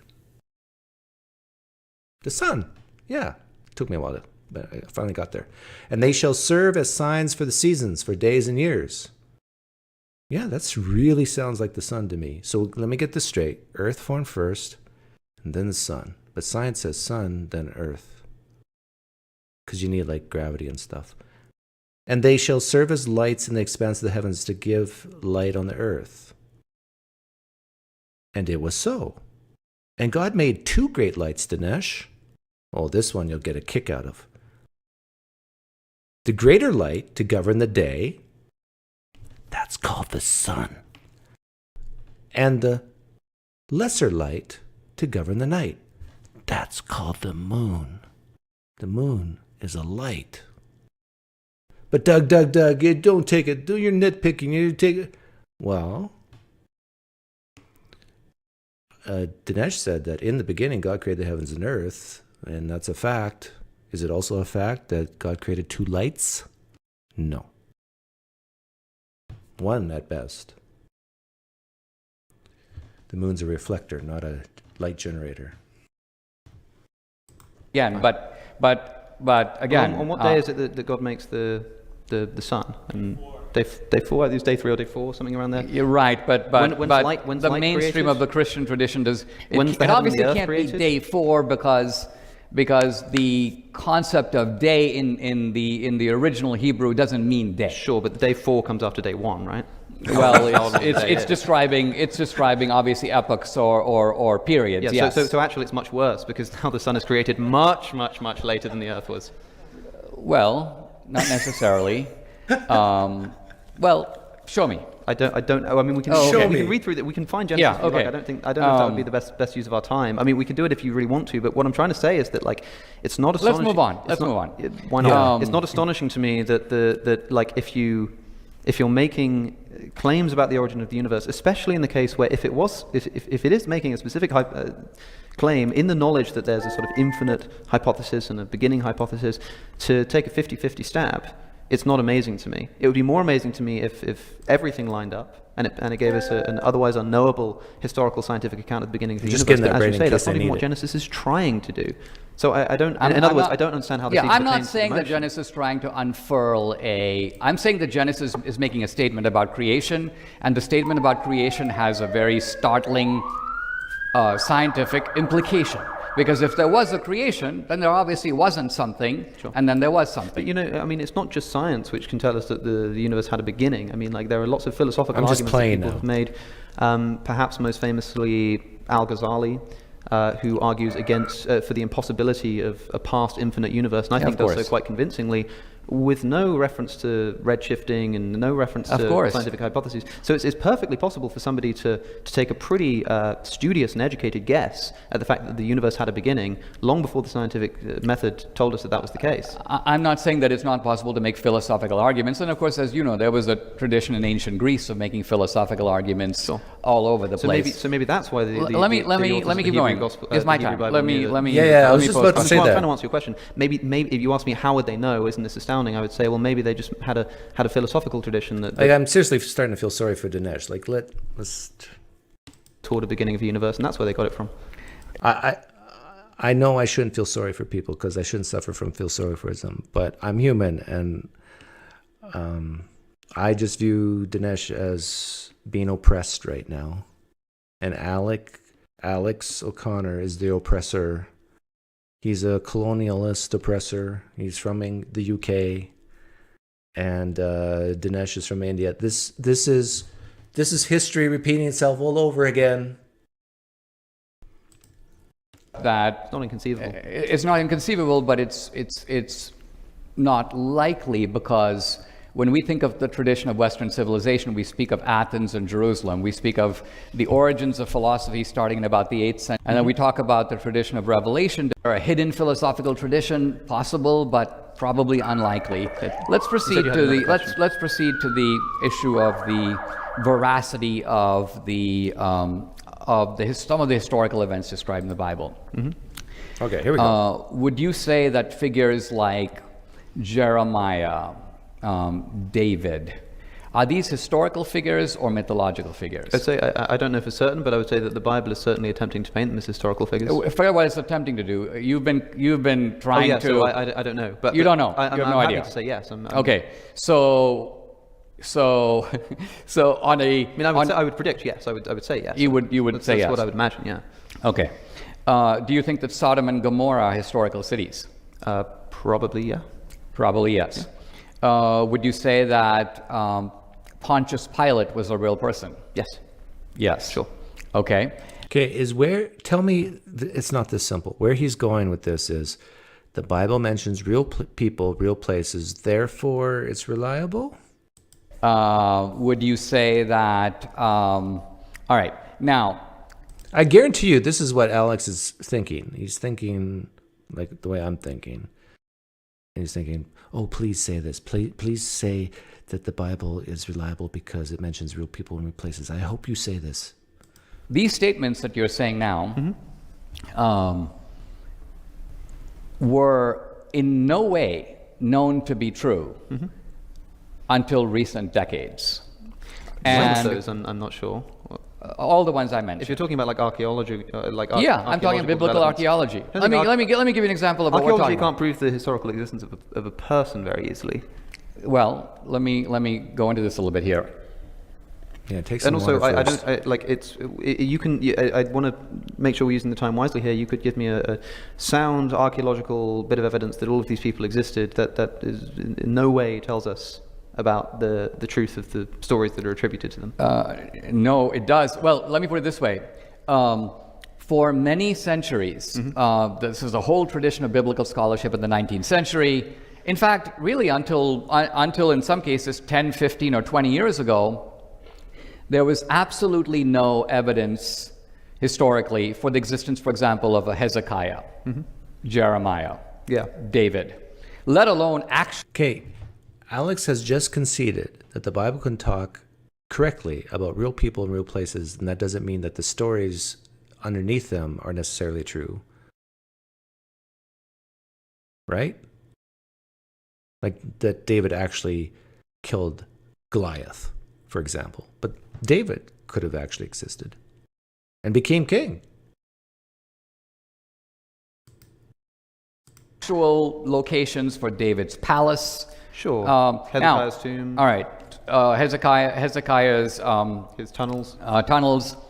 Now, let me tell you something I discovered. I was getting a tour recently, a few months ago, in Israel from the guys at Hebrew University, and they were talking about an archaeologist named Eliot Mazar, who's what she calls herself a biblical archaeologist. She's not a Christian or even a believer, but Remember, this is Dinesh's time to ask Alex questions. way that she does archaeology is this.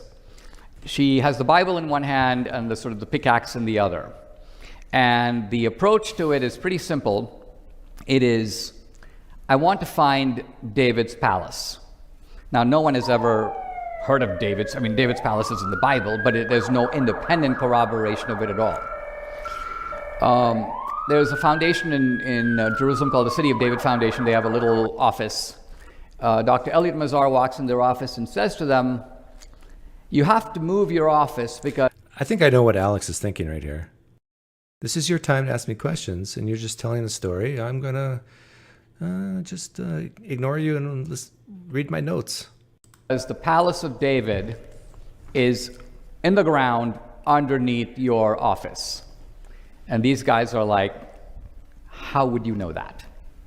And Dr. Mazar says, because if you read the Bible, it will tell you that David, when he built his palace, brought in Phoenician builders who brought materials from Phoenicia and also brought Phoenician building expertise. The Phoenicians were apparently the builders of the day.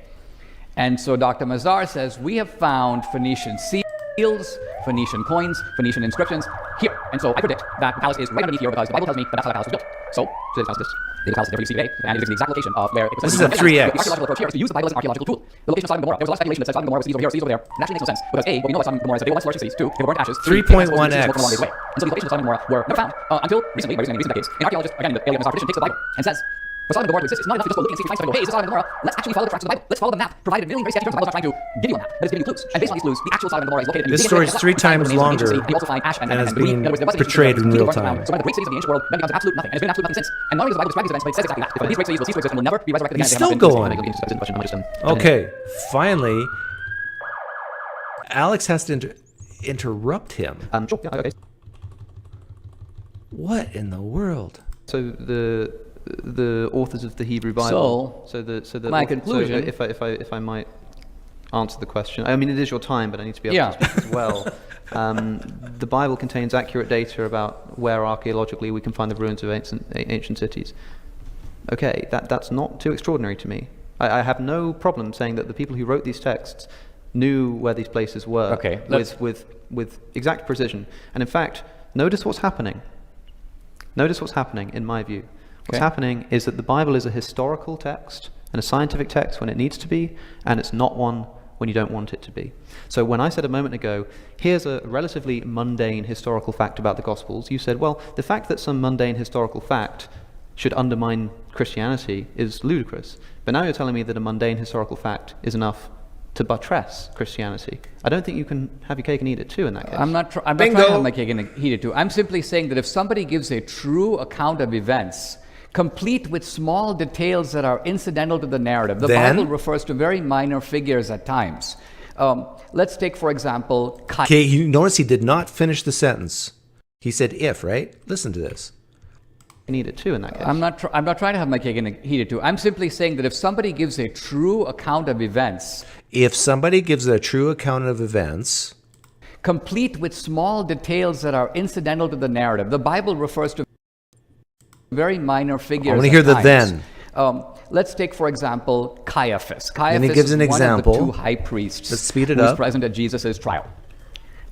We don't even know his first name. He's mentioned as Caiaphas. The historian Josephus calls him Joseph Caiaphas. Idiot. And that is the only indication from Josephus, and only one source, and a source a little later, of what this guy's name even was. And until recently, a few decades ago, there was absolutely no corroboration that there was ever a guy even named Caiaphas. Except now, not only do we have I usually don't just come out and call people idiots, but today I kind of have to.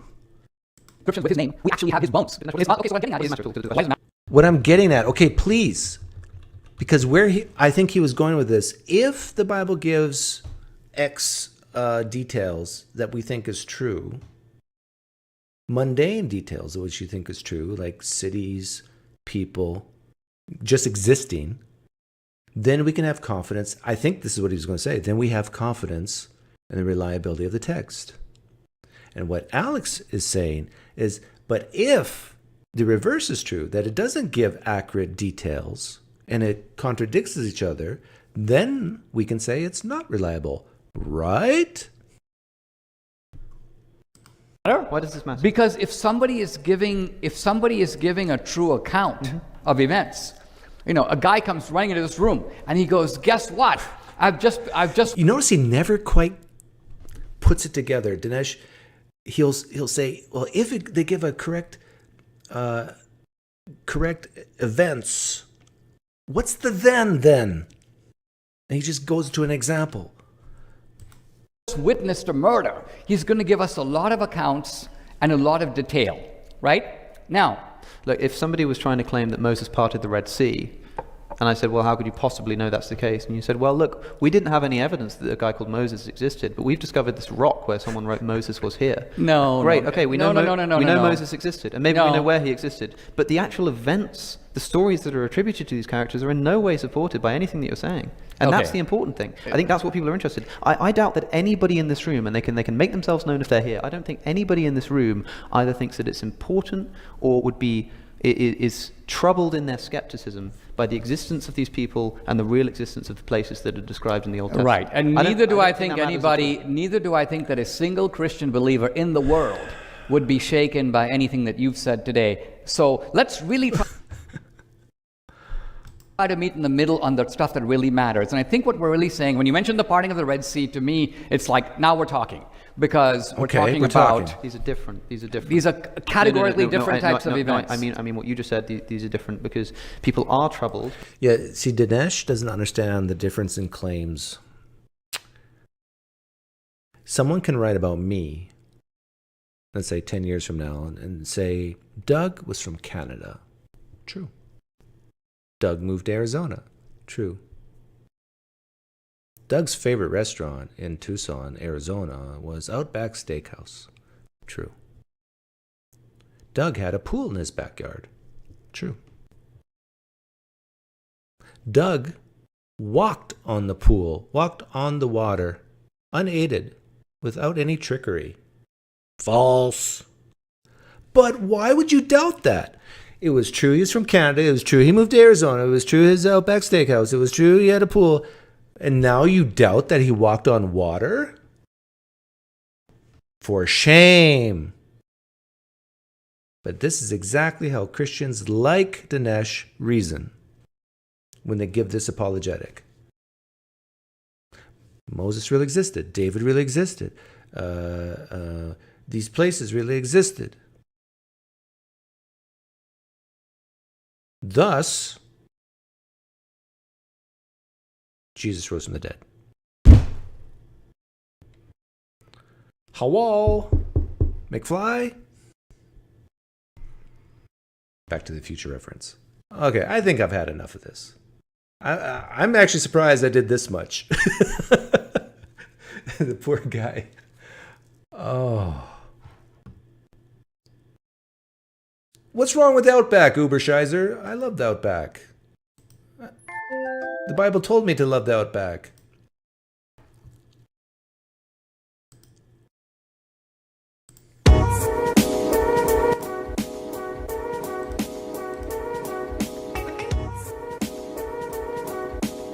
I like steak.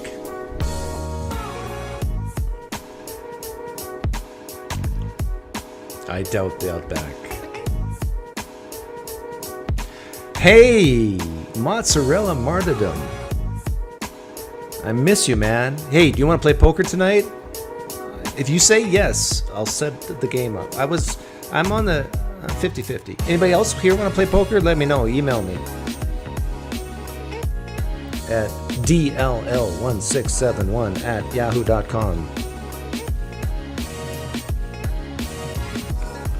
On Wednesday, June 12th, 2024, Doug became God in flesh. There you go. You got a real finance job. Excellent.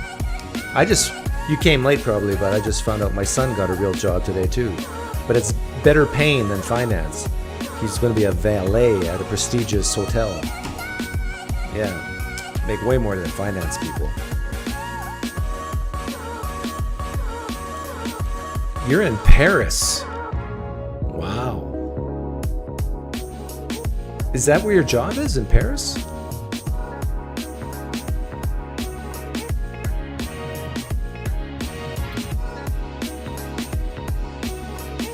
I don't eat the blooming onion, Floyd. Never the blooming onion. But they make a mean grilled chicken. Steak's really good. I like their onion soup, but you can't kiss your wife after you eat onion soup. Chicken wings are good. I'll send you an invite for Scrabble. Oh, my wife. I've been trying to encourage my wife to go into Scrabble tournaments. Her dad was a PhD in English. Her dad learned her really good, and she's great at Scrabble. The job's in Virginia. I'll go one around here.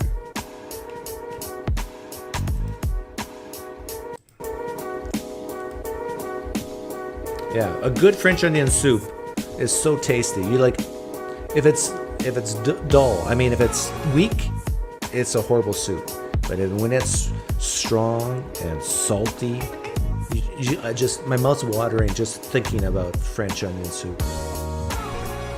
I love the French when it comes to soups and fries.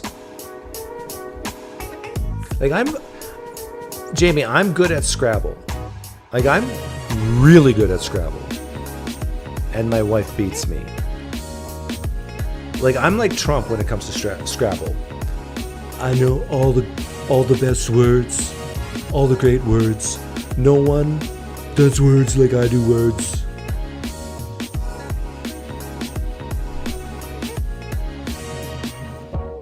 I used to do online gaming, Jen. I used to do poker on Ultimate Bet. 10, 12 tables at a time.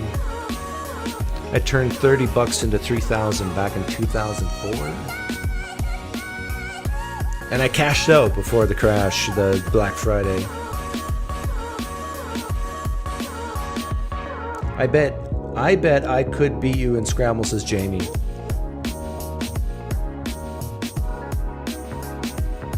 I bet you can't. Actually, you know what I'll do? Is we could play a game online, Jamie. And if I get behind, if I get in trouble, I'll say, "Hey dear, can you come here for a second?" And I'll let my wife take over. Woman against woman. That's the way it should be. A cat fight.